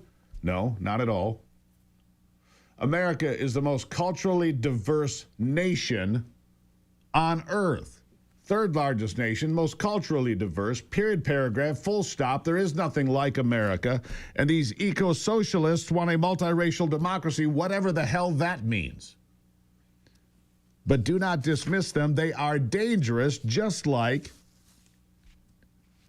this clown, Hassan Piker. These are dangerous people. And when they tell you who they are, believe them. Believe them. I'll take a break and be right back. It is the Steve Gruber Show.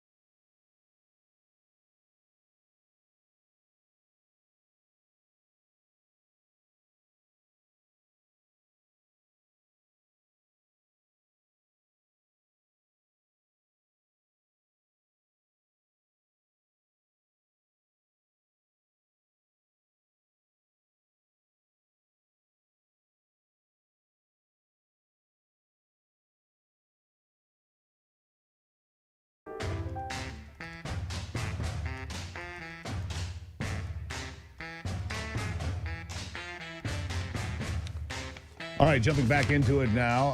Anthony Forlini is the Macomb County Clerk, candidate for Secretary of State in the great state of Michigan. He came out of the GOP field to be selected. Anthony, welcome to the program. Thank you, Steve. I appreciate being on the show. Appreciate you being here. Let me ask you something here, because I want to clear up some confusion. And my confusion is this. In 2020, the Secretary of State for this state of Michigan sent out thousands of, ballot applications. It was not legal to do. She did it anyway. But there was no penalty for it, so I'm sure she consulted with her attorney general. Well, there's no penalty for it. We'll do it anyway. I also am furtherly understanding that by law, in the state, voted by the state of Michigan, we have to clean up our voter rolls. That's what the people in Michigan voted on. And there's federal requirements to do the same. And yet, I don't think our voter roll has been cleaned up. Am I missing something, Anthony? Am I missing the way the law and the rules law is supposed to work? Well, no, I think we've been unhinged for the last, let me just say, 7-8 years. This kind of stuff should never happen. The office of Secretary of State should never be politicized. We are elected by all the residents of the state of Michigan.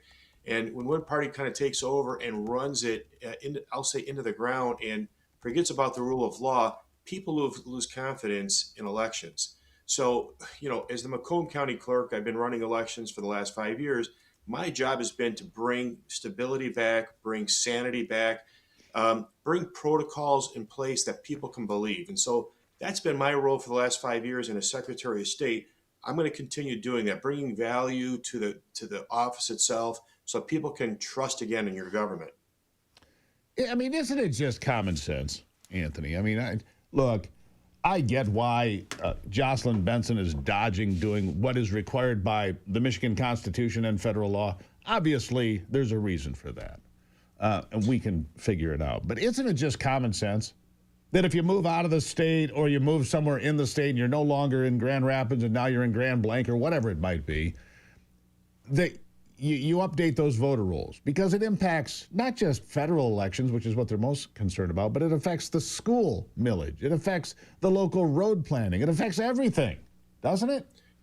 It affects absolutely everything. And that's why, as the clerk, we removed hundreds of people. Now, it wasn't our responsibility to do this, but I told my office, I says, how many people do we have over the age of 100? Turned out there was like over 600 people over the age of 100.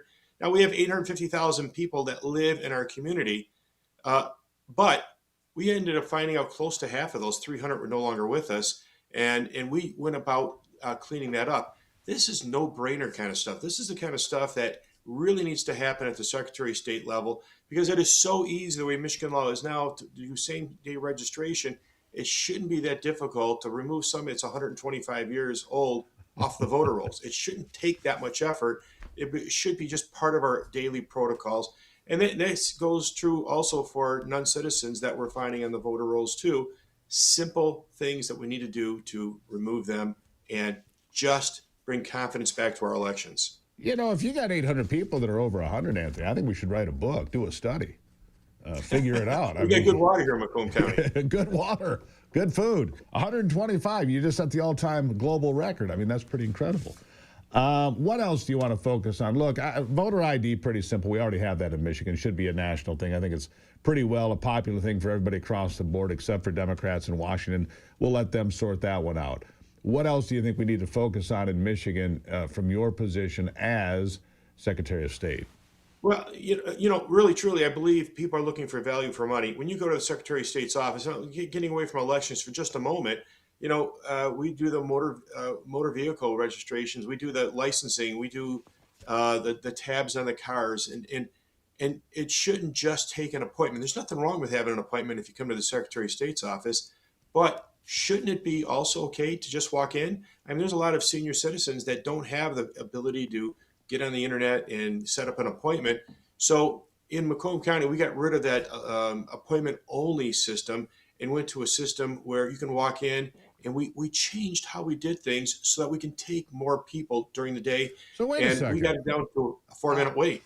I knew that was in place for a while. There are some places, and you can't just walk into the Secretary of State and say, hey, I need to buy tabs for my license plate or whatever. You can't just walk in and buy a license plate if you just bought a car down the street and you just want to walk in and get it done? let's just say it's highly discouraged, and we've heard all kinds of people walking in and saying, well, you don't have an appointment. Let's book one for you. I'll come back tomorrow. That makes no sense to me whatsoever.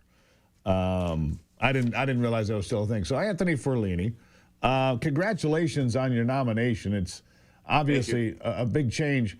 My concern is that the former, or soon-to-be former, Secretary of State is running for governor. I think I can't figure out which is worse, her performance of not cleaning up voter rolls and so forth, or thinking that is a resume builder to go become the chief executive of the state. I'll give you the last word.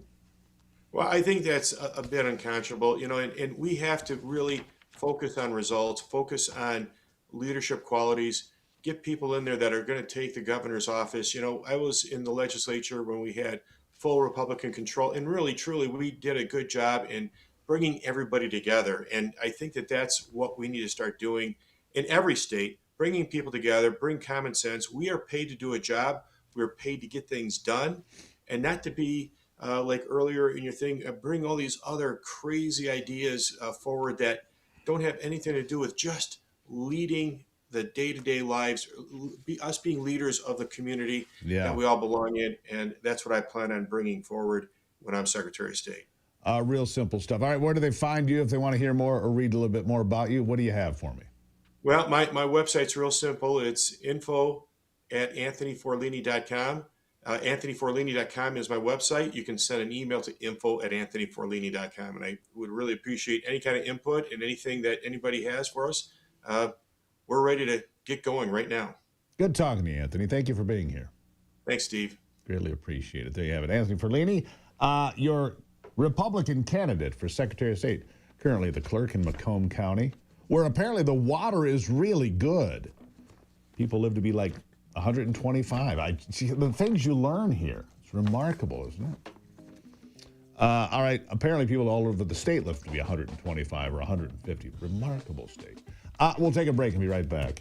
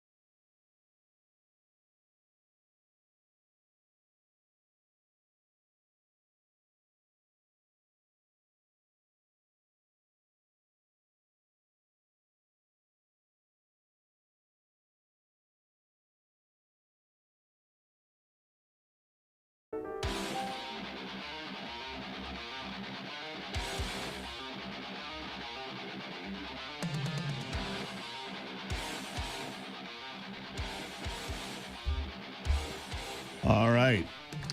Let's see here. A Gratiot County Road Commission crew discovered human remains Tuesday. Whoops, what is that? Yeah, it's a mess.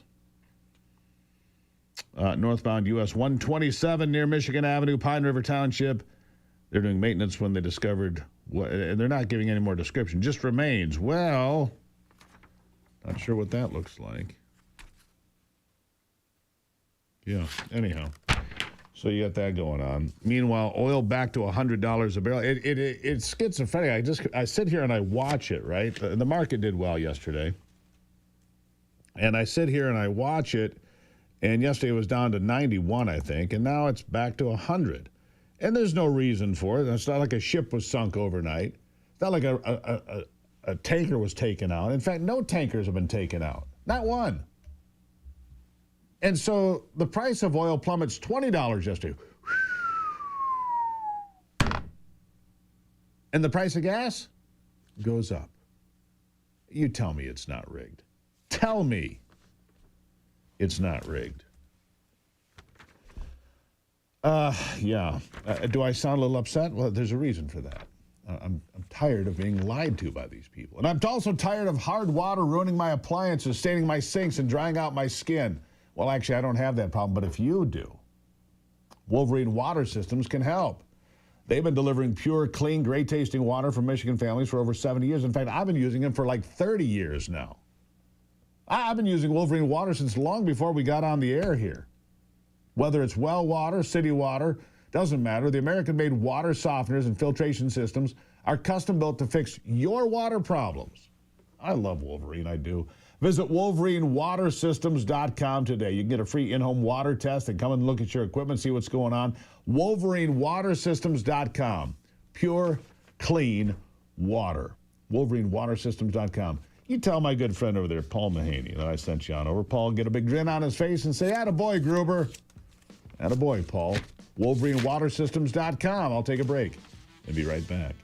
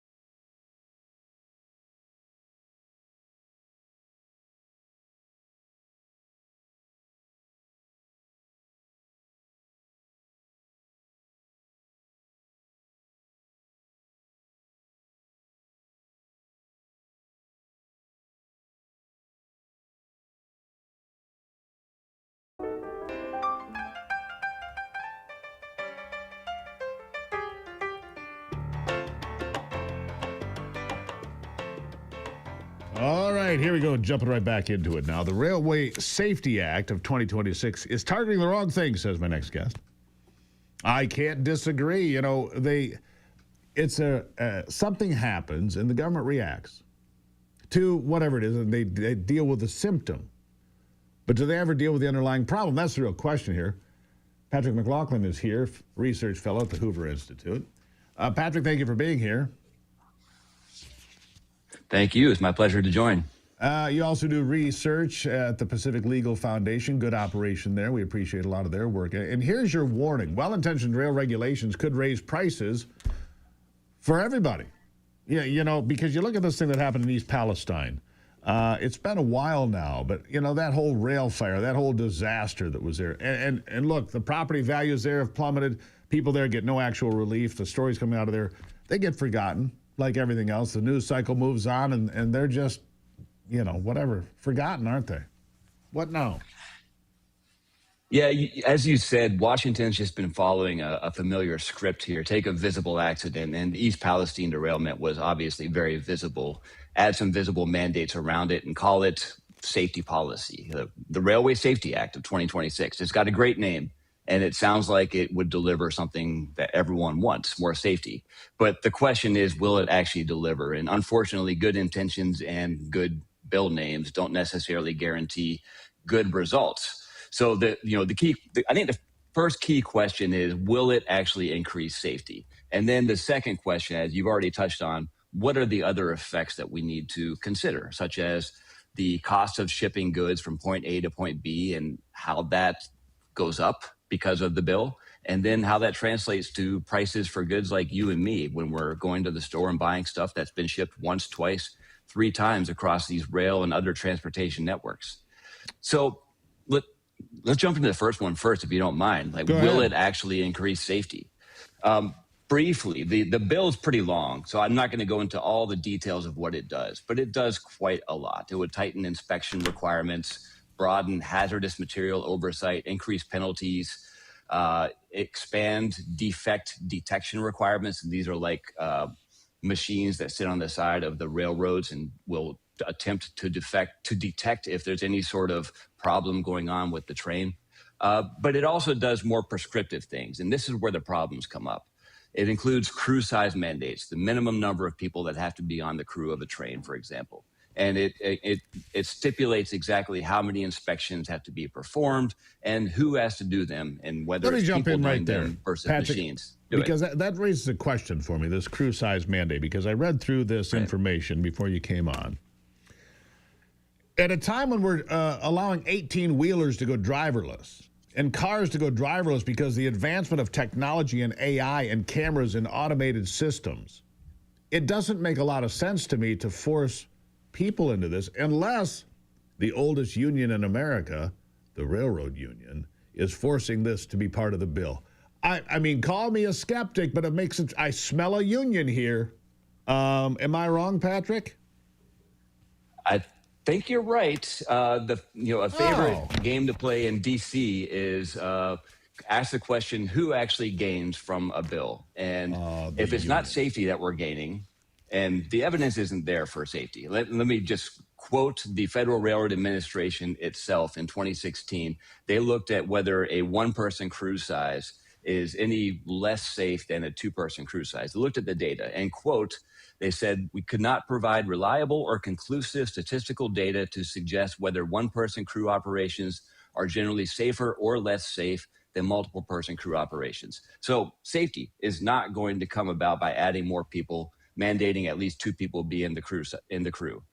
What else do we get? We don't get lower prices for goods for you and me. The consumers aren't benefiting. In fact, prices are going to go up. I mean, think about this in the simplest terms. If you go and buy something from a restaurant and 2 people have to serve you the burger instead of 1, that burger's going to cost more. That's exactly what's going to be happening here. Costs are going to go up for you and me. So who does benefit from it? Well, the extra person serving the burger. In this case, in the railroad industry, about 54% of the total employees for the big railroads are in unions. And you could argue that those are the sole main beneficiaries of this stipulation in the bill. And one more thing, Steve, if you go to the website from the committee that is proposing this and look at the quotes of people who are saying this is a great bill, let's go with it, the outside people, not just the members of Congress, 8 out of 11 of those quotes come from union members. So I think that might be your smoking gun. Well, look at that. Look at that hound dog. My nose works pretty well here.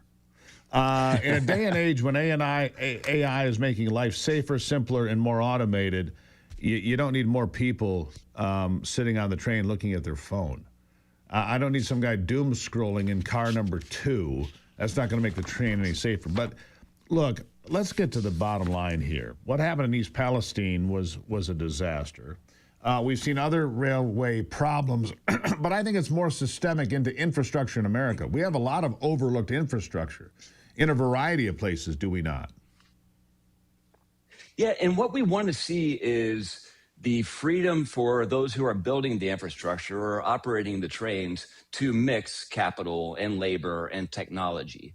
And when you force one of those inputs, like labor only, and have some rigid mandates around labor, then what you're necessarily saying is you're going to spend less on technology or spend less on your infrastructure itself, on the railroads or on the maintenance of the track. So you can't take any of these things just in isolation. Regulations is just not, it's not one simple rule. It's a system of rules.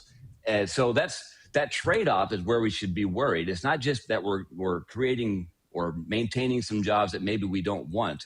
It's that we're taking investments away from other parts of the system that historically have led to the greatest increases in safety overall. So, I mean, the net effect isn't just that it's costlier, it's that we're taking away the ability to improve safety on the capital and technology margins.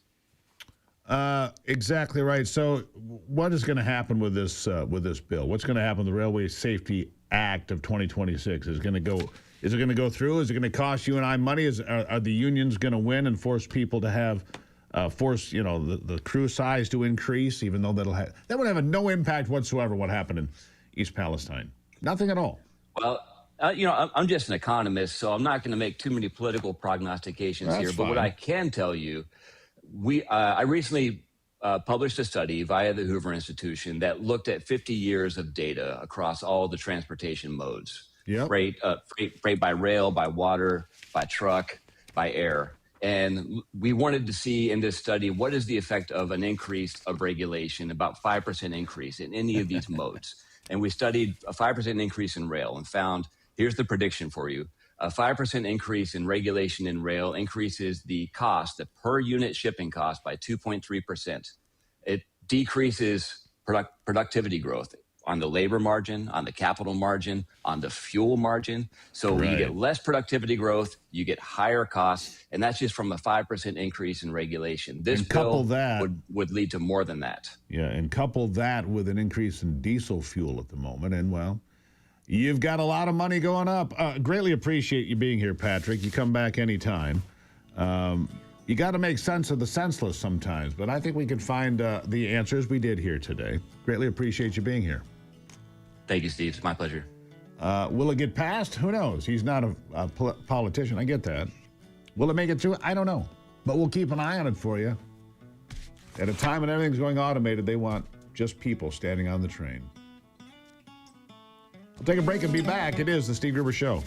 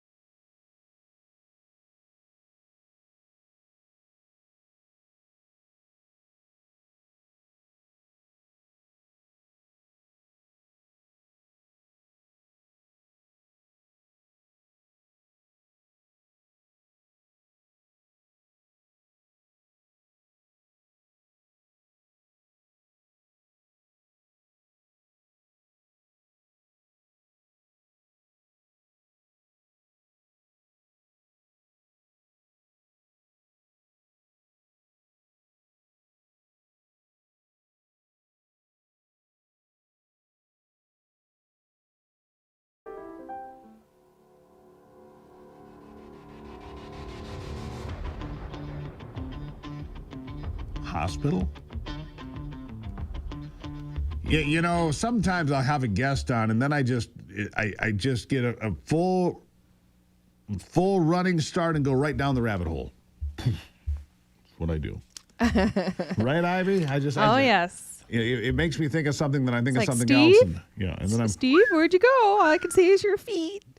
Went down the rabbit hole. anyhow. Well, the whole conversation about railroads. I don't know if you heard that a moment ago. I did not know. About railroad safety and so forth, and then Grand Central Station came to mind because it was built by private money. Mm-hmm. Beautiful place, by the way. Have you actually ever been in there? I don't think I have. That's why I was looking at it going, but it's remarkable. It's got liquor stores and tennis courts, and it's incredible, actually. I don't remember any of that. I did eat in a restaurant there that was lovely. They've got, like a Saturday Night Live stage replica at the Museum of Broadcast Communications is in there. Just all sorts of incredible things. Anyhow. Maybe we should take a visit. That would require us going to New York, so no. All right. Anyhow, what's on your mind here at the end of this wonderful day today? I think we have to address the comment that the president made earlier this week about that everyone seems to be talking about when he mentioned, destroying a civilization. And there's been so much pushback. Okay. But don't we know by now that he actually uses this as a tactic, as a way of saying, like speaking strongly to his opponents, and to say, just to think that allow them to think that he's just that unhinged enough to do it, to then make them come to the table. Do we not know that by now? I do. But here's it's been said by others. It'll be said by me today. Write it down. Take Donald Trump seriously, not literally. Mm-hmm. Take him seriously, not literally. Because at the end of that thing where he talked about ending a civilization or whatever he said, God bless the Iranian people. I'm paraphrasing. I don't have it in front of me. Right. The point being is he wasn't going to go level a country of 92 million people. And people are like, he's going to use tactical nuclear weapons. Well, the thing is that, the Democrats and some Republicans were furious when he said that, but they were also furious when he decided not to do it. Right. And then, it's like they were against war and peace all at the same time. Taco. This is the Trump always chickens out. This is their taco thing, right?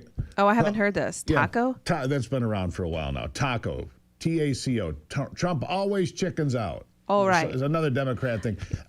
So they're worried because he's going to annihilate a civilization, and then he doesn't do anything. Oh, taco. Then he chickens out. Exactly. Yeah, they are so dumb. They are against war and peace at the same time. Exactly. Simultaneously. It doesn't matter what he does. It doesn't matter. They're against lunch. If Donald Trump's having lunch, it's bad. Right. Right? Doesn't matter. Big Mac's bad. I'm surprised. What should he say, Steve? Should he say, "Oh, Mr. Iranian Ayatollah, we should get along. Let's just go out and have lunch. And let's just sort out our differences." Are we really serious right now? When you have them chanting "Death to America," they hate our guts. I mean, I think that people just don't realize it. Have they never dealt with other people that truly just hate you or would love to kill you? Because that's kind of how it is. I deal with that every day. Nah. I mean, everyone has their opinion, critics. I suppose. Yeah. Hey, I even have critics, and I'm okay with that. Yeah. Well, the higher up the flagpole you go, the more of your bottom that shows. I was told long ago, but right, So also, the higher you go, the less people there are. By the way. Yeah, that's true, and they take shots at you because they all want to knock you off. The road less traveled. Everybody wants to do certain things, but everybody's a critic. Ivy. I mean, but look, that comes. What is it that Paul Harvey used to say? He said, "When you're not the top dog, the view never changes." Not the lead dog. Close enough. Right. But if you're not the lead dog, the view never changes, right? So all you're looking at some other dog's behind as you're running in the sled dog or whatever. You can use that as your vision of a sled dog. What's a sled dog see if you're in second place, third place, fourth place? Other dogs' butts. Brown eye. Yeah. Paul Harvey. Good day. Well done, Brock. Nicely done. Good. Yeah. Paul Harvey, he was ahead of his time. He did a thing in 1965 of what it would take to destroy America. If you go back and listen to that whole thing now. How relevant it is for today. He nailed it. He might as well have had a crystal ball. teach people to hate America, teach people that we're not great, take religion away, knock down the flag, knock down God. I mean, he just nailed it one point after another. That's Remember when he did the thing when God made a farmer? They made a Super Bowl commercial out of it. Oh, I don't remember that one. I'll have to go back and look at it. He did something, one of his commentaries on when God made a farmer. You have to check it out. And yeah, there was a Super Bowl commercial about, Really? I want to say 10 years ago. I'm writing it down, Brock. Yeah, I'd like to look into that. When God made a farmer, or How God Made a Farmer, Paul Harvey. Look for it. All right, got it. Thank you. Thank you for that tip. Yeah.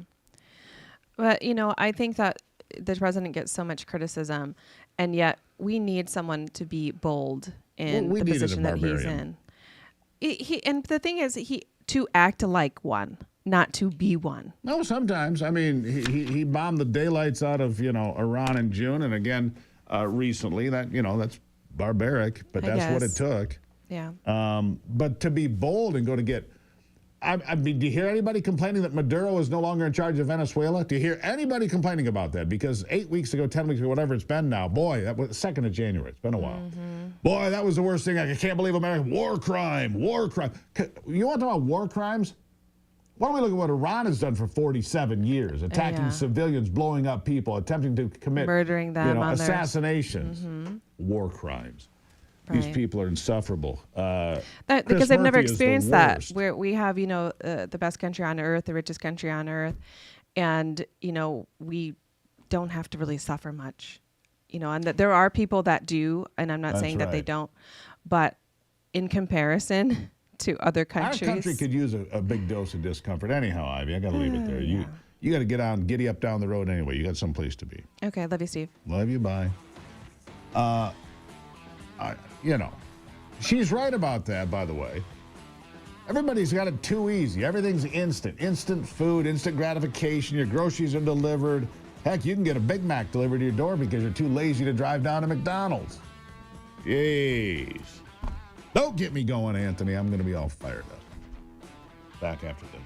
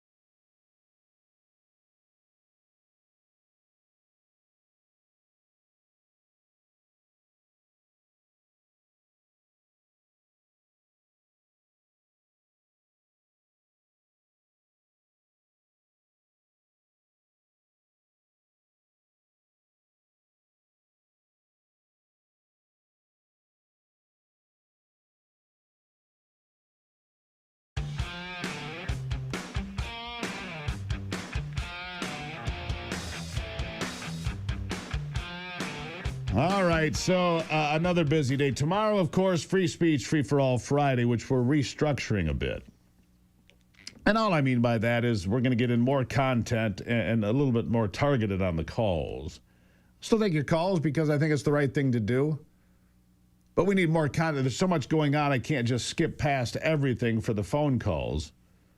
And so we'll see where that goes. By the way, the woman that was on, and you've got her name on the board there, Anthony, the chemtrails guest. What was her name? Kristen Megan Kelly? Yeah, her.